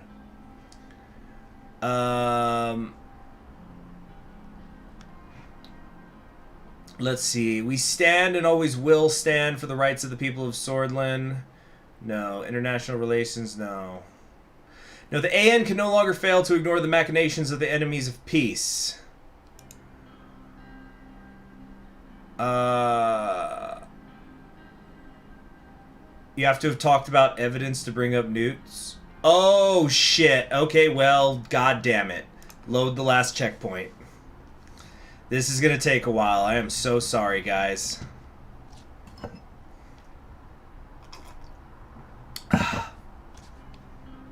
So it looks like Wellen will actually be a little bit useful. So we'll call Smolek's a bitch! But he's also correct about a couple of things.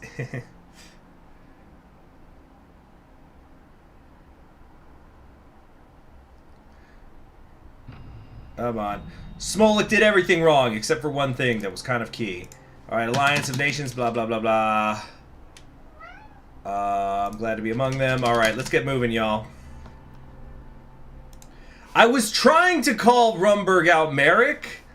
I was trying. I did it wrong. I didn't know I had to also bring up the KAs.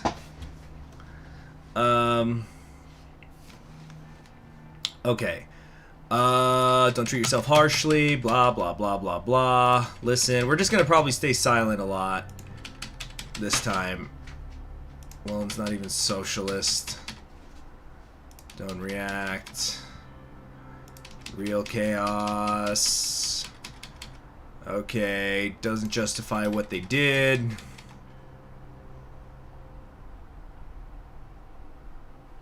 He's talking about it. We're not the only ones now. Okay. Okay, he seems to be popular with Rika, doesn't he? Looks like Martin's not in the mood. Okay, at least it looks like we are, picking up quickly this time. Speak up in support of Van Horten. Have some respect. Chancellor time now. Let's see. Keep watching. Was that Swordish? Okay, you should do what Weston, pull uranium from your pocket, say it's Rumberg's weapon part. No, I should do the Chaos Emeralds thing that Obama did. Anybody know what I'm talking about? I'm gonna pull it up.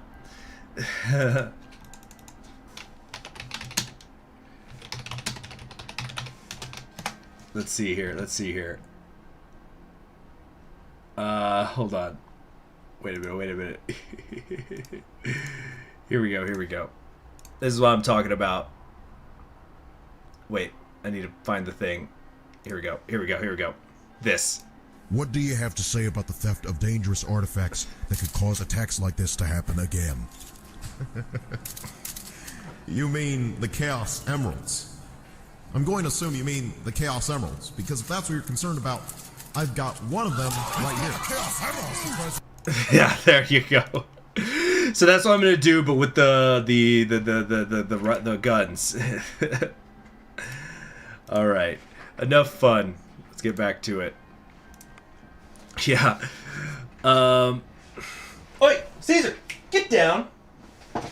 Get out. What are you doing? Down. There we go.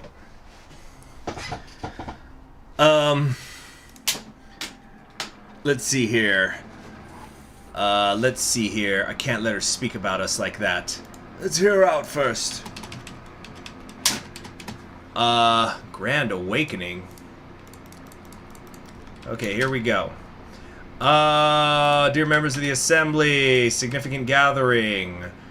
Alliance of Nations. Liberation from foreign occupation.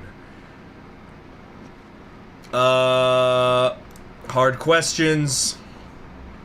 I'd like to address some of the topics. I condemn the crimes. We stand with the Bloodish people. And now I want to address Queen of Rumberg.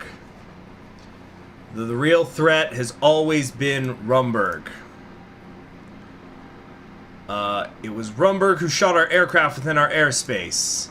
I also have some evidence to show. We're finally caught up.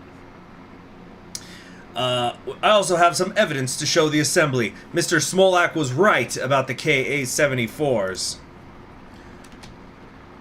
Rumberg has definitely been arming... Wait a minute. We discovered that many militant groups in Swordland were being financed or armed by Rumberg. There is another important piece of evidence that we have, provided to us by someone close to the Rumburgian government. According to our reports, Rumburg has been building its own nuclear weaponry. I hereby call on the Alliance of Nations to support Swordland. We are facing an existential threat. Thank you for listening to our concerns. I wish to see a resolution from the AN soon. The AN, let's see here, can no longer fail to ignore the machinations of the enemies of peace.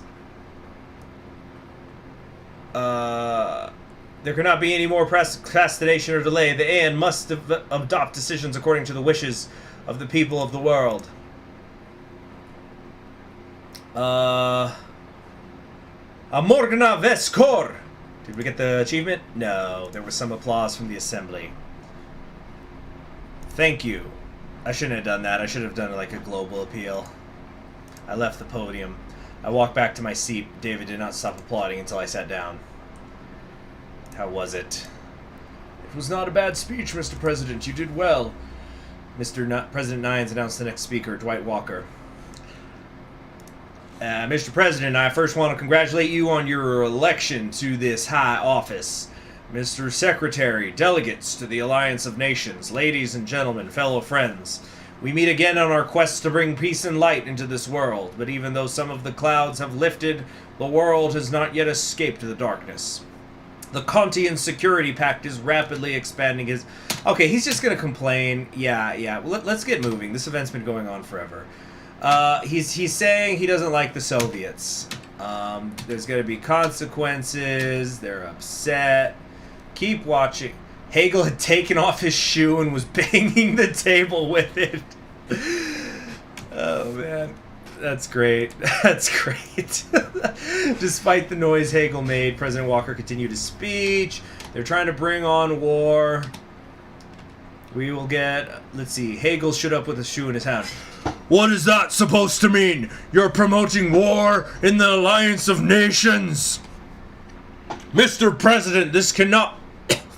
Silence, please. Peace and rights do not rest in the hands of this. We want to bring peace. Whatever.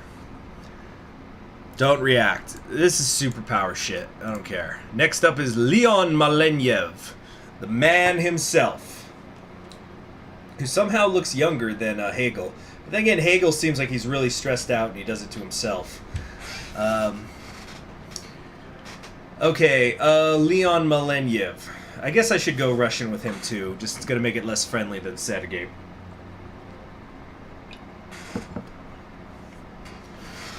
Honorable Chairman and fellow delegates to the Alliance of Nations. Together we are again at the most esteemed meeting of state representatives in the world. However, increasingly we are being threatened, disregarded, attacked, or ignored. Unfriendly. This is superpower stuff.